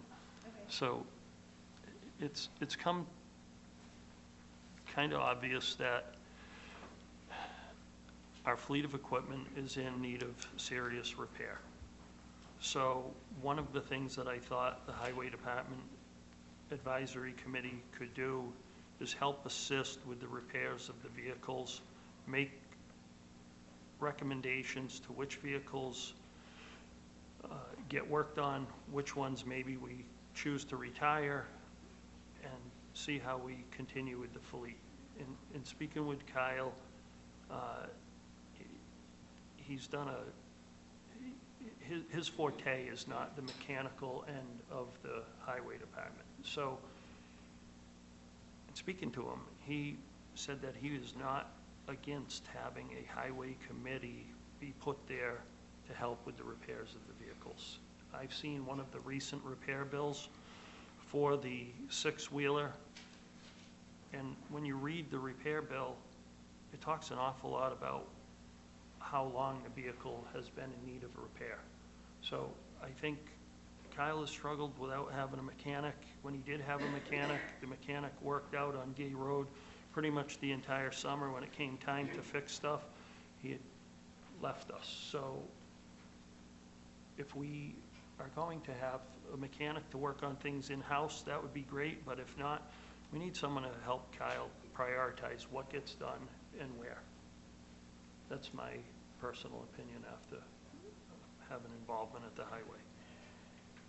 Do you have anything you want to add to that, Kyle, and not put you on the spot? I redrafted a charge if you want to take a look at it. And as far as the emergency repairs that I've made in the last 3 weeks pending, I had a 6-wheeler go down during the last snowstorm, full front end and brake job, got shipped out to Mark Sagendorf at Hilltop Repairs the next day. That was a pretty hefty bill. It's the one you're referring to because he noted lack of greasing, lack of maintenance, lack of everything in between. So it was $5,100 for parts, $5,100 for labor to get that 6-wheeler back up in working condition. That's what's owed right now to Mac and Hilltop Repairs. I've also been working with Hilltop Repairs. I currently have the 2006 there, the 1-ton. He gave us rough estimates to fix that truck as it existing sits in the ballpark of 7,000 to 9,000 plus parts. I also drove the backhoe down to him for him to give a quick overview of that and to fix the safety issue on that and the shifter. That quote is $10,000. Neither of those have I given him the green light on yet. I was here. What piece of equipment was that? Backhoe and a 1-ton dump. Those are rough quotes. Physical invoices are for the 6-wheeler. There was a frontline snow ops vehicle during the blizzard that went down. And the only other truck that I've done repairs to that I'm asking for money for from Emergency Repair Replace is the 2012 1-ton, got cab mounts and a turbo cleaning of the exhaust, which totaled $2,800. I've repaired 2 vehicles and a John Deere tire, and the total bills were just north of $14,000. And I have not given Mark Sagendorf the green light on the backhoe or the 06 yet. I was looking for recommendations, how to move forward on those 2. So one of the reasons that I thought that a committee would be good to handle this is our previous mechanic thought that the engine was bad in the 06, is that correct? So he did some high-end engine work on the top end of the engine. Mark Sagendorf is saying that he would like to just tear the engine down and see if the engine's repairable. It's probably going to be cheaper than replacing it with a new engine. I don't really want to make those decisions for the town or recommendations. I think it's out of my purview as a selectman. But I think if we had a committee that had high-end mechanic knowledge down there, they could make those decisions. And because if we just put another $5,000 into the truck and the engine goes again, it's a crapshoot on a vehicle, right? So at what point do we stop repairing and just purchase a new one? So I don't really want to make those recommendations. I'd like to think that I'd make a decent one, but if it goes bad, I don't want all the fingers pointing at me. I think, and I think if we had a committee down there to do that, I think it would be a positive thing to help Kyle, and then it just make things better moving forward. So that's just one of the things, but several of the 2 of the 10-wheelers need a lot of work. It's an extremely old fleet. The trucks go back as far as 50 years old. The new one's probably 20 years old down there. So in the past, we've had a highway department that was able to do all the work in-house. Now we don't.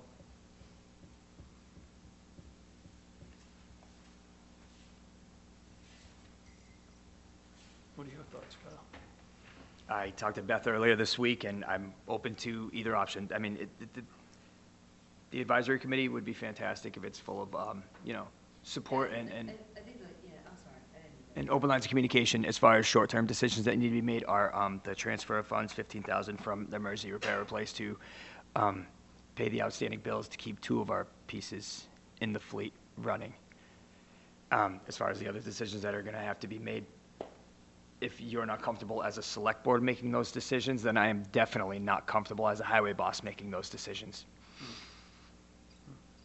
I mean, I only see this a way to. No, I hear you, pressure off absolutely, of you, but not to try to hinder you. Absolutely.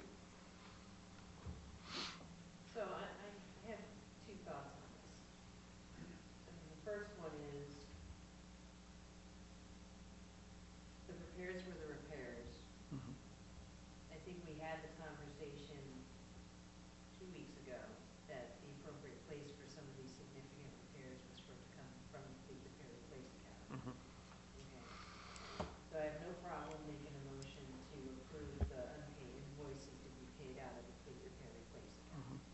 Because that work's already happened. Yeah, no, So- I agree. so I'm making that motion. Okay, so I'll second it. And any other any discussions there? All in favor? Aye. Now, I think the place where I have maybe thoughts on a different approach is that I just want to make sure we call things what they ought to be called, right?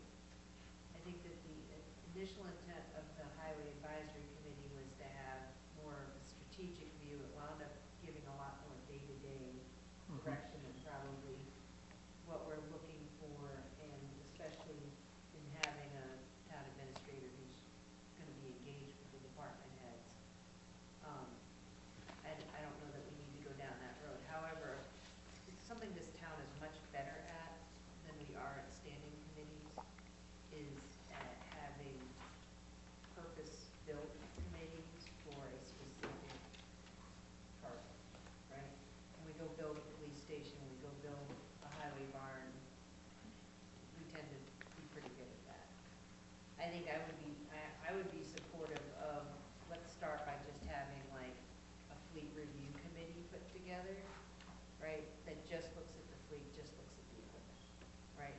Some of the other things, no offense, Kyle, some of the other stuff that you put on your kind of proposed charter stuff, with the grant-funded projects, I think we as a select board just need to have a conversation that we need to leverage CMRPC and some of the entities that provide an on-site project supervisor to some of these larger projects, and just understand that's part of the cost of doing business, and structure our grant requests that way for the big projects, right? That's just a decision as a town that I think we probably should make, and then just take that approach. And we've got a grant writer, she's working more with the other entities and look at it that way.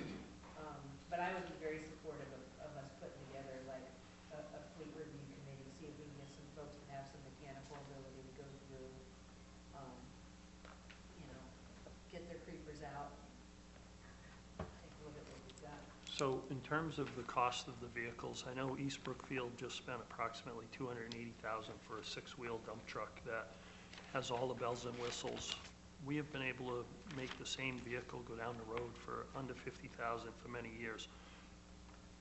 We just spent $11,000 on that 6-wheeler, and now it's going to be pretty solid for quite some time. That's a pretty easy decision to make, putting the money into that truck. But once we're talking about engines and older vehicles that are an $80,000 truck, and we're going to spend anywhere from $5,000 to $20,000 on an engine, I would like to see what we're talking about go towards more of that than, we have a couple older 10-wheelers that could probably use anywhere from $5,000 to $15,000 worth of work. That seems to be a no-brainer because a new 10-wheeler is in the $300,000 range. So that to me seems like kind of a no-brainer. So This is not a unique position, right, from the standpoint of making repair versus replace decisions on equipment. I mean, you probably grab an Excel spreadsheet from the internet and have it help you do the figuring out the what makes sense and how many years you're likely to get from a particular repair. I mean, well, the difference. So I guess my question is what's the difference between having a committee that looks at this stuff and having it come through us? Is it just bandwidth? No, I don't really care who it comes through. I'm not hung on who it comes through at all. I just think that it's important that we have a group to make this decision to let's bring our fleet up to where it was 2 years ago. So I would support establishing a highway fleet committee that is responsible for reviewing the state of the equipment and making recommendations about whether we should repair or replace. But I think it goes a little deeper than that too. I think when it comes to budgetary concerns, I think we need more than just vehicles. One, I know in speaking to Kyle, he called me a couple times to go down and look the heating system. he was working on one Modine heating system. There's, 3 or 4 down there? 4. 2 of them were down at the time. He had some sewerage issues where the sewerage was backing up into the building. He had a couple, what's that? Well, that's his charge, Beth. I mean, That's the charge for the Highway Advisory Committee. I did also a current budget breakdown of where I've overspent this year's. I'm just saying that we're on a totally. Yeah, we are on a different topic. But I feel like that I don't want to just limit the committee to just talk about which trucks need to be fixed and when. I think it's a bigger charge than that. I think we talked about it earlier, the building being 20 years old, and we're starting to face problems there that, yeah, thank you. So we're starting to face problems. He said, are you aware of the leaks in the roof as well, right? So these are, I thought that a committee could kind of go right down the line to a system so that he's not down there on a daily basis with his hands tied, not knowing what decision to make. And I thought the committee would be a great start for that. So let me ask you just a very straightforward question. We just spent an hour talking the budget. We had warrant articles originally due in January, and shame on me, Kyle, because I didn't check with you to find out if you put some money for your building in on a warrant article. So that's my bad, okay? But you're aware of it, I'm aware of it, he's aware of it. Why don't we have an article for dealing with an issue that we know exists? Why haven't we gone out for quotes? Why isn't it sitting in front of us tonight? Because this is a volunteer position for all intents and purposes, and I'm looking for some extra help to work with Kyle down there on the issues that need to be handled. You can disagree, Beth, but you should do it respectfully. Don't interrupt me when I keep speaking. I haven't called you out on it. You've called yourself out, but please stop interrupting me. So it's only a proposal that we do this. I'm only one person. We don't have to do it, but I'd like it to be a board decision, not yours.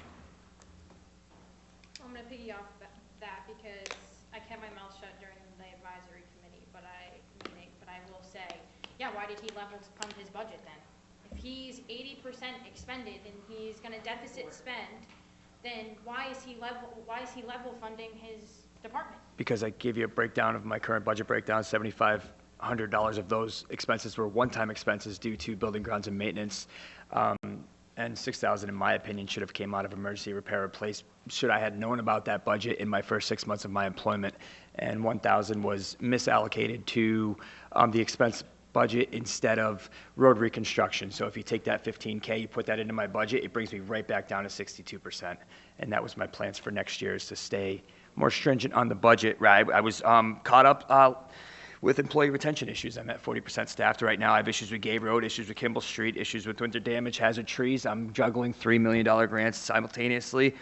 And I have cemetery roads to pave, demolition of a skating rink going on, resurfacing Route 9, and library ADA upgrades. I've been extremely strapped, and if I don't have a lot left in me. Am I putting you on the spot to ask you if you want help? I don't want to put you on the spot, but would a committee help you, Kyle, or not? I don't know what's going to help me right now. I don't. So it's, yeah, well, what I was gonna, so what you just muttered is basically exactly what I was trying to say. I don't think we need to set up a committee. I don't think we have time to set up a committee and then have the committee start to meet and address some of the things that you listed actually explicitly, Rich, to your point, right? I think we need to get it on the agenda for 4/1 to talk about, and Kyle, I know it's one extra thing, so if you want some help getting somebody in to get some quotes on your building work, okay, I can do that, all right? But these are things that probably can't wait, or they can only wait long enough to get them on annual town meeting and get it handled there, okay? Trust me, I've lived through capital improvement committees, I've lived through advisory committee. The minute we turn it into a committee, the likelihood of us turning around anything in a timely manner is gonna be, is unlikely. Okay? I think that doesn't mean we don't set up a committee, but for some of these things that just need to happen, we need to do that. We have a, Can I speak, Manager, for the board? In 1 second, so, Beth was in the middle of speaking. well, I paused because I saw his hand and I Oh, stopped. I didn't realize that. So, do you want to defer Can't that? see, remember? So, yeah, no, so, I'm a little- so I'll defer to Tom. But Come on up, Tom. Some of these things just need to get warrant articles submitted to get some votes. Thank you. Tom Regan, 6 Mockingbird Lane. Just hearing the discussion, one thing I'd like to observe is that the initial charge sounded like, or the initial need was around helping Kyle with vehicle maintenance. And then building maintenance came in there. To my mind, vehicle maintenance and building maintenance are different skills. And so it seems like maybe the need here is for want of a better term, SWAT teams, one group of people who are vehicle experts to help sort that out and then go away, and another one to help with the building issues and go away, and if there are other issues, more SWAT teams. And something to consider. Thank you. Thank you. So, my thought is not just specified to having someone with the knowledge, but someone that has some time to help them out to get additional quotes. That was my thought, so I don't really care either way. I'm okay with the committee, I'm okay with the committee, but I don't think that the stuff should wait based off of us creating a committee. If Kyle needs the help, then, don't take this the wrong way, Kyle, but then Kyle needs to put his big boy pants on and speak up and say that he needs the help, and we are his boss, so then we will have to address and get him the proper help that he needs, whether it be one of us, somebody else, whatever. But I don't want to be in a position where Kyle's out the door and, stressed and is saying, I hate the town of Brookfield. That's fair. It's a fair statement, Sarah. I want him to set him up for success. That's what I'm trying to.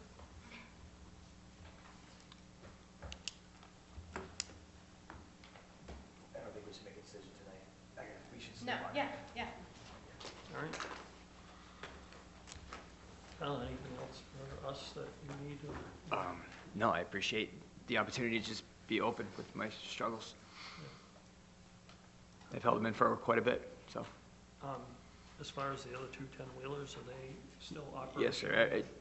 Our Point 1 was down, but it's Yes. back up and running? Yep. Okay. And I do have one more question. If there was a vehicle that was on your top list to replace, what would it be? Like 100% replace? The one primary digging machine we have. I was gonna say, we should be repairing that backhoe. So one of my questions for Lori is, It's just, it's, I mean, we what's dig. the benefit of leasing a backhoe over, No. no? Leasing has so many restrictions now from the state, it's actually worse than borrowing. Okay. If we do anything, we should be looking at what our balance is in Chapter 90, because we've been doing everything off grants, and we should just spend some Chapter 90 money. I'm a hard no on spending Chapter 90 money on heavy equipment. We can barely keep up with our roads now. We have a plethora of road money that has to be expended really fast. And He could spend $800,000 putting a second coat on Lake Road that it's got a Did we base get- coat, right? How much Are would we that doing the be? calculation, the chapter 90 got everything. Yeah. formula calculation? We got rural and, How much more did we get or I propose think to it was get? like. 93. over here. And Spencer, we got double. The ARPA COVID was 93. No, for new chapter 90 money for coming up 27. She's Like proposing like a new formula. 66. We got our regular appropriation was 287, we got an additional 81. That was just the supplemental. So Kyle just whispered to me a top coat on Gay Road would be $350,000 Yeah, approximately. end to end, if we put 2 inches on, there's definitely some But there's other roads going to heck, so I hate to see us be like our surrounding towns and take our Chapter 90 money and buy heavy equipment and not fix the roads. We could But- borrow yeah, free cash, yeah. we've got plenty of free cash again this year. I mean, we have a healthy balance of stabilization, and we can borrow. I mean, our loan has, half of its amount left to it, so. Mhm. plenty of lending capacity. Okay, And I just want you to find out, not saying that we will or even talk about it, but I do want you to find out the time frame on getting one. getting a backhoe? Yeah. Oh, those are quick still. Yeah, Okay. they're on the shelf. Yeah. All right. The problem with that is, I think we could put 15,000 into it and avoid spending another 220,000, kick that can down the road several years. I mean, if we think the repairs are gonna be fine, that's fine. My biggest concern is just that I know electrical, sometimes you think you fix it and it's not fixed. That's all. I have that same backhoe that's 3 years older. I've had some of the same problems that Kyle's having that I fixed, and I still have it as a frontline machine. So Whatever that's worth. then secondly, it would be the 1 ton that's down.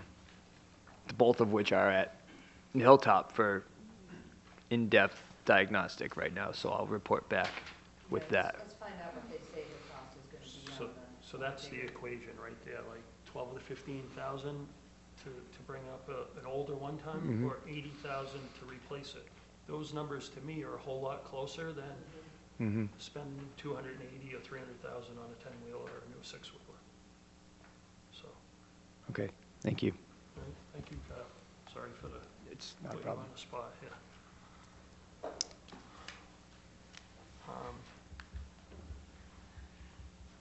Town hall improvement discussion. Me, I just wanted to bring up the fact that, I think it was Mr. Taft brought up or sent a quote for the bell tower. That was like $21,000. Right, and I sent it back to the folks, and they said that the quote is still good, and they sent us a fresh one.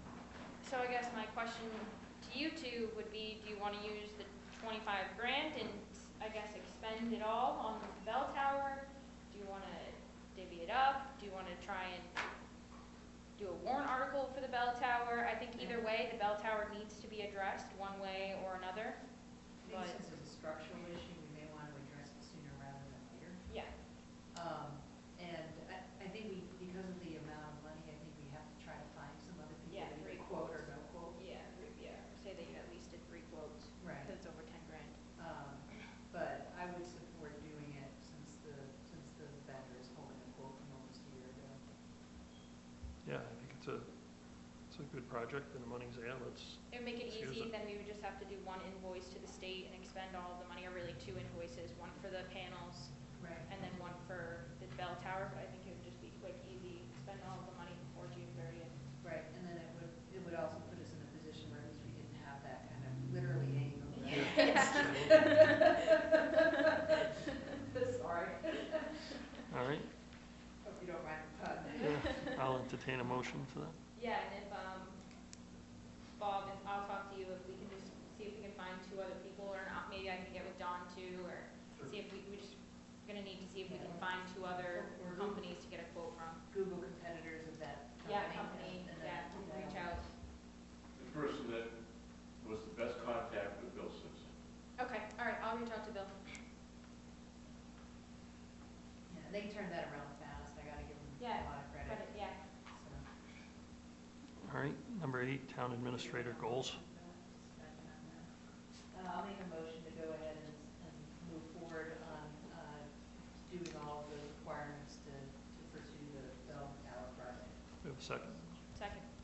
Any other discussion? Who's, in the other discussion, I'd like to know who's going to seek the quotes for additional quotes. Is that something you can do, Bob? Get additional quotes for procurement? Okay. All right, all in favor? Aye. Aye. All right, so Beth, I'm going to have you take the lead on the town administrator goals. I gotta tell you, I'm exhausted at this point. I'd be willing to put that out to another meeting. The one thing I'll say is that I haven't changed the document much. I think I reshared it to everybody. Okay, Let me just talk about it on a high level. sure. The whole idea of having those goals defined at a high level and not necessarily like explicit is that then basically Bob can take those higher level goals, right, and capture a lot of his day-to-day work. And then at the end of the year, when we're doing a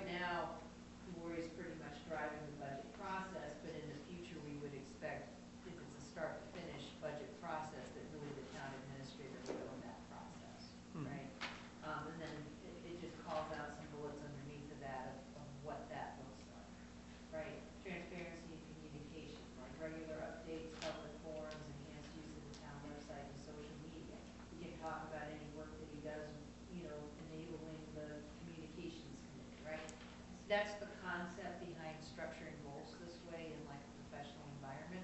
I'm not wedded to it. If y'all wanted to put some more explicit stuff into the document, that's fine.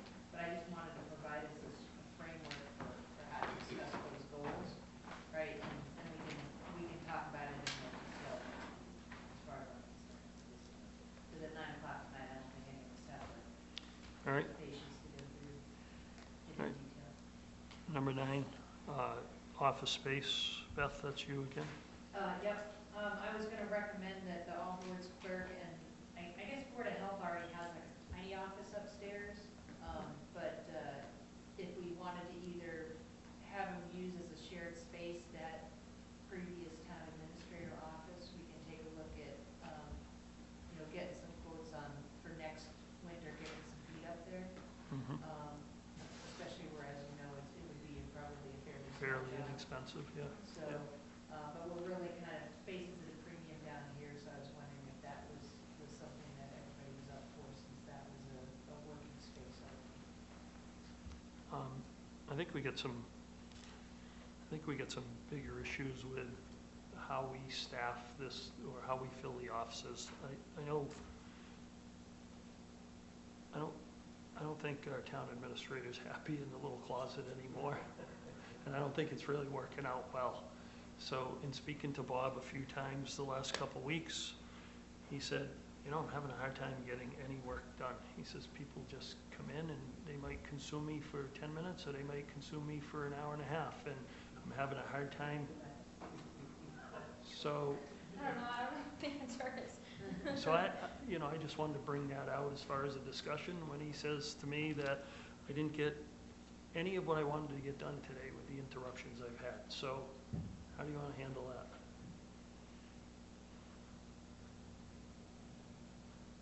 I don't know, I think we need to take some time to rethink everybody.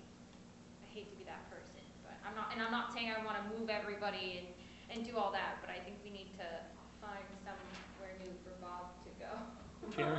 Karen says she can't But get I don't her want to work. stick Holly back in the closet. I don't care because I don't have an office and I need an office tomorrow.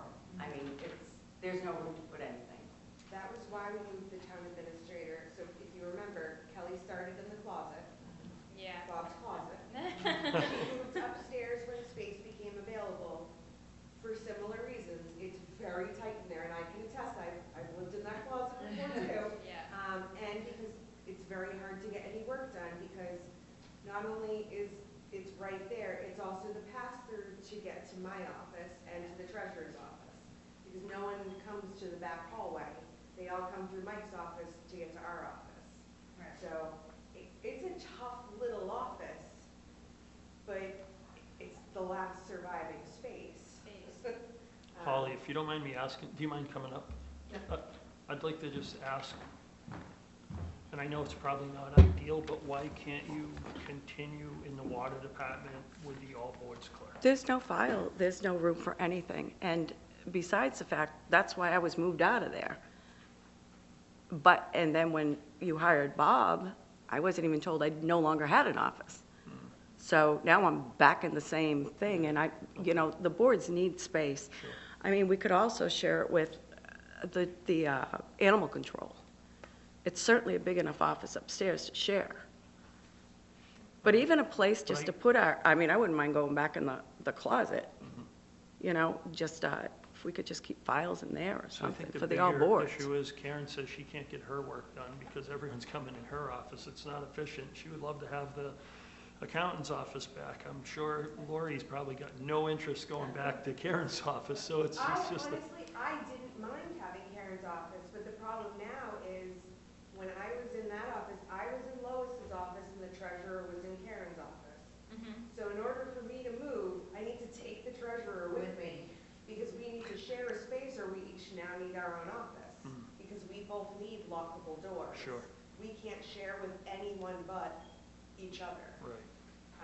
So unless you find another space that's big enough for us to share, and we were both upstairs before, and the problem with us being upstairs is everybody that comes to see us, we had to go back downstairs And then we were running back upstairs to check files.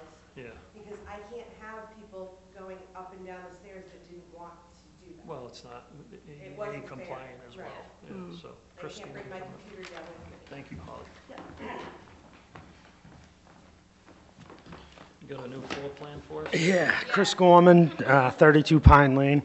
I'm in town halls, city halls all the time throughout the state, all the way from Boston back. There is never access like this.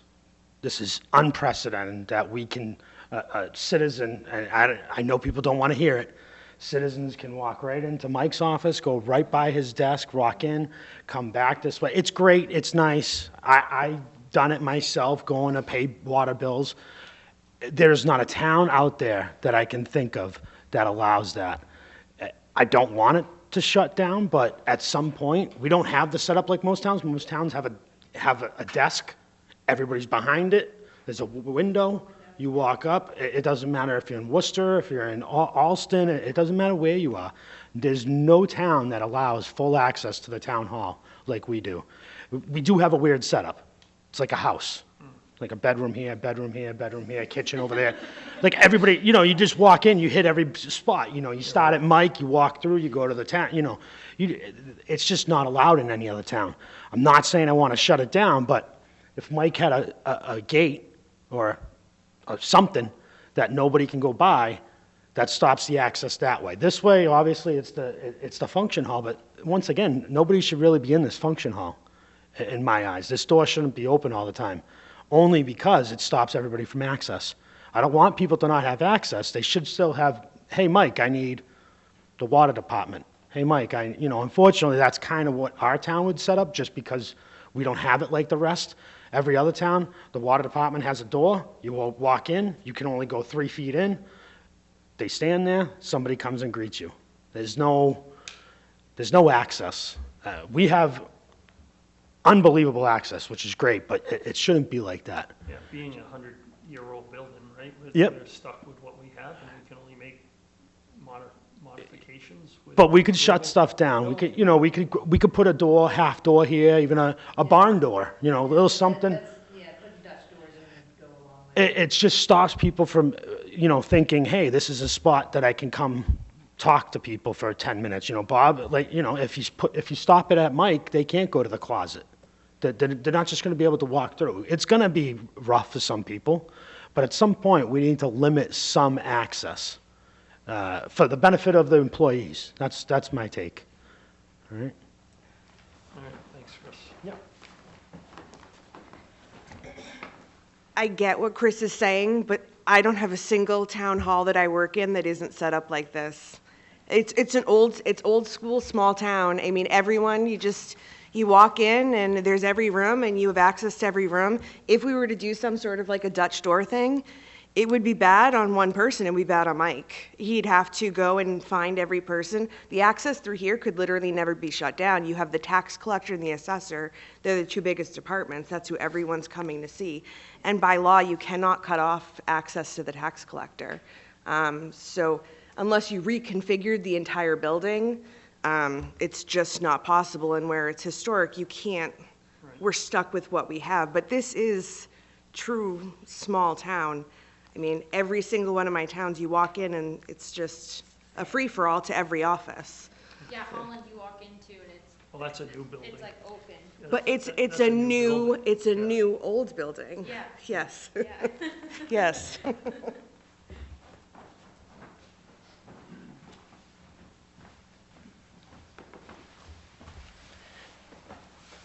Don Taft, 20 Lane 21.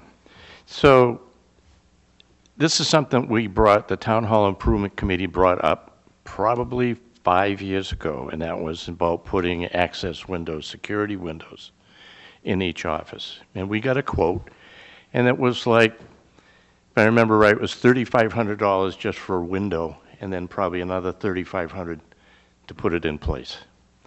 I think you're both right. This is open, and it's not really right for our employees to have to be in that situation. The water department, the door is closed because it is freezing in that back hall. She doesn't know who's coming in. The tax collector, at least the assessors have a counter, you know, but there should be some kind of access or availability so people can walk up and do their business without necessarily walking into the space. We've been fortunate. There's been no significant issues, you know, but you need to take care of your employees. And you also need to take care of your residents and provide them the access. I still think that the access windows, whether it's achieved through you know, a Dutch door kind of a situation where people can't walk into the office, or a service window of some kind. I think it's important that you really need to think about the safety and security of your employees. And that is something that we addressed, like I say, it was probably 5 years ago. And some offices is going to be very difficult to put a window in because there's not enough space. The assessors, they've got, you know, no room, no sidewall in order where they could put a window in. But I do think it's something you really need to consider. Thank you. Thank you. All right, well, maybe we send something to the employees and get their opinions of what they would like to see, and send a little memo out. And I know I spoke to Brenda about it recently. She would be happy with a Dutch door on her door. Bob has actually talked about putting a buzzer out in the hallway to stop access to everyone. Problem with that is I see that it'd be a big change to the building, and it'd be a big change to the residents. So, but I don't really have an answer, and I don't care to drive it. I would like to let the employees kind of get together and see what they would like, how they would like to come together and close up the town hall for better security. And I am going to interrupt for just a second, because the specific agenda item was the office space relative to the health board's clerk, and I think we've gone over.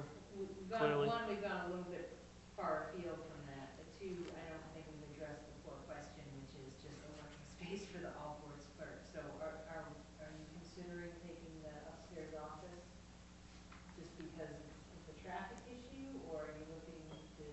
It's gotten better since I've asked people to make appointments. Okay. And I closed the door, but that doesn't stop people from knocking on it. Right now, it's at a tolerable place to where I can stay there. Okay. I'm going to get a sign for the door that says when the door's closed, please don't disturb. So is there any objection to Holly using the space upstairs until we figure out whatever reorganization that we might want to do for just the general flow of the town hall? I don't think it would take a lot to move either one of us, right? Right. So I would make a motion that we allow her to use it until we sort out whatever we're going to do in terms of musical chairs.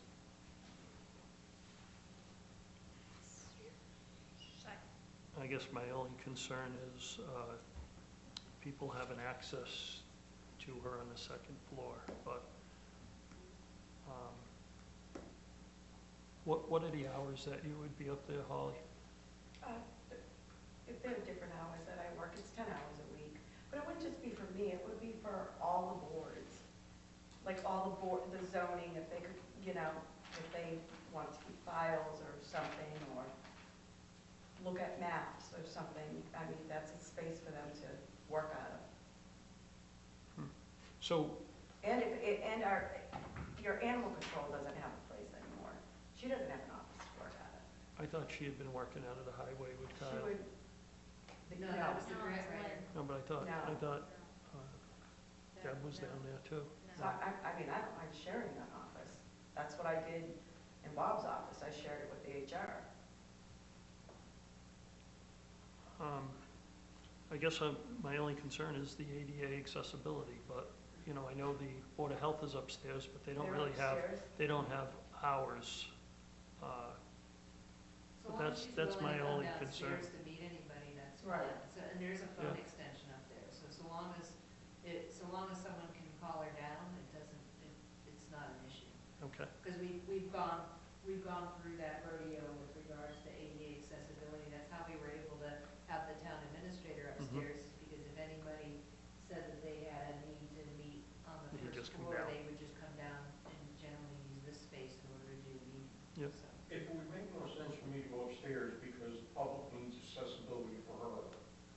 I'm okay with that. The only thing that I would ask is that if someone needs to talk to me down here, and if it's a private conversation, where do I go?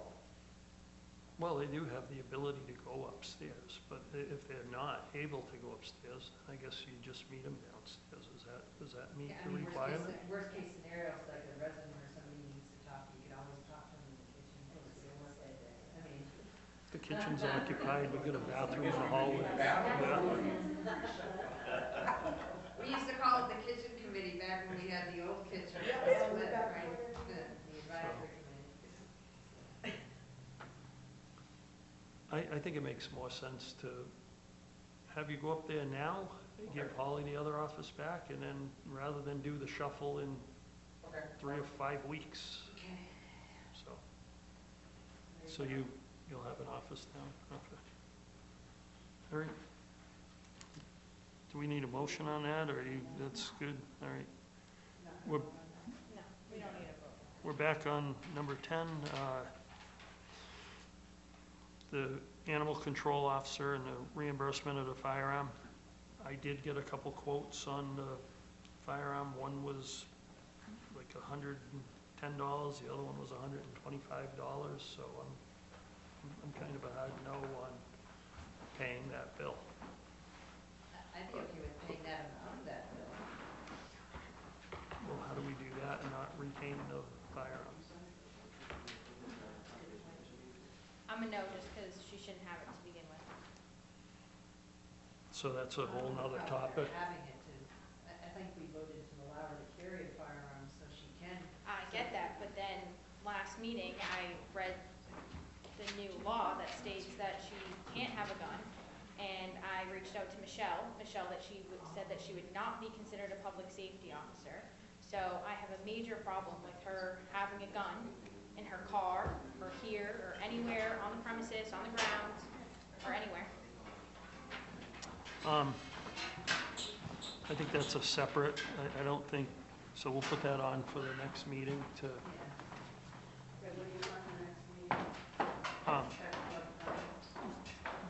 the next meeting would be relative to whether she meets the requirement of a public safety officer to carry a firearm. Right? All right, so do we need to vote on the reimbursement?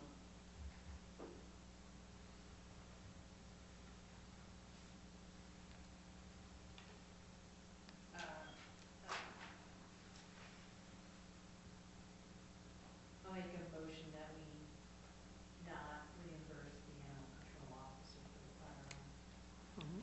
We have a second. Second. Any other discussion? All in favor? Aye. I put the police union negotiations back on because last time we were in negotiations, I wasn't happy with the way that it was negotiated with the town administrator. I felt like it sends a really clear message if the three of us meet with the police union and we send a positive message collectively rather than just go from Bob to the board and then we have to agree to it anyway. I think it might save a step if we just roll our sleeves up, meet with the police union and get it done and try to get it done in a timely fashion so that we don't go beyond their contract this year like was done a couple of years ago. So I would be in favor of having the extra meetings to try to get this done as quick as possible for them. I'm okay with that, but I want to set the meetings now or in the near future and get the dates set so that way that the union can get the dates set and we can actually be able to negotiate before June 30th. I hate to say it, but I don't want to be like the GPS devices in and out, Right. wishy-washy. Right. So Yeah, maybe I wanna Bob, like actually set them up. get maybe 'em all Bob could set up some together. dates that we Yeah, move forward and meet with the police union to get this done and send a positive message. yeah. All right, thank you.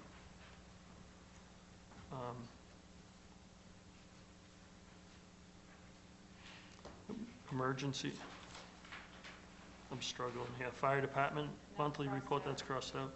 Emergency medical squad, monthly report.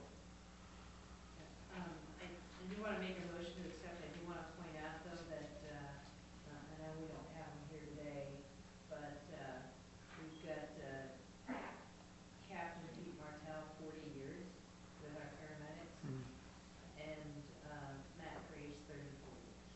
So maybe we could have Karen send a thank you to that effect, and it's commendable that we have that retention. Yeah. Yeah. So, all right. Approve select board minutes for 12/30/25 and 1/6/26.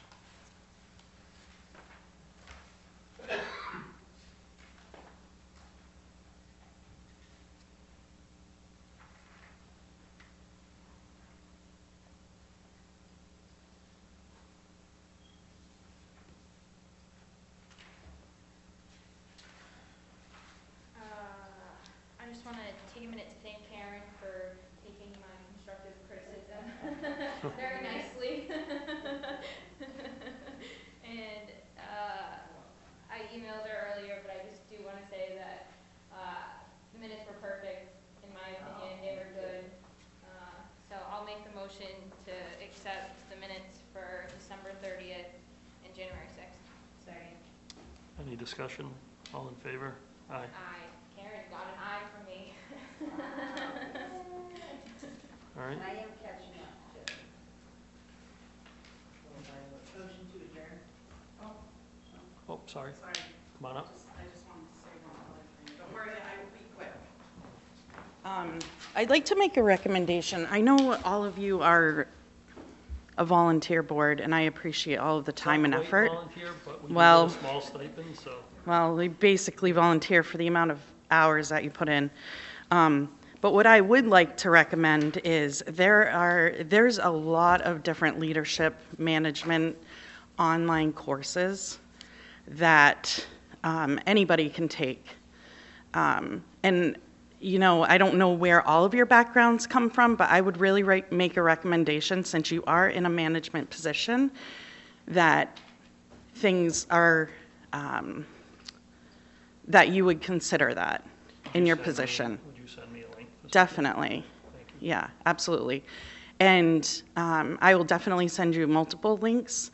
You know, because there's certain ways that you want to talk to employees, and saying certain things like I heard tonight is not appropriate, like pulling up your big boy pants. That's not going to keep people here. So, and I'm talking through you, Chair. And as everybody knows, there's been a lot of a lot of turnover here. So I just wanted to come up, and I'm happy to send recommendations that have worked for our employees, just to help give extra skills where I say. So that's it. Thank you. Thank you. All right.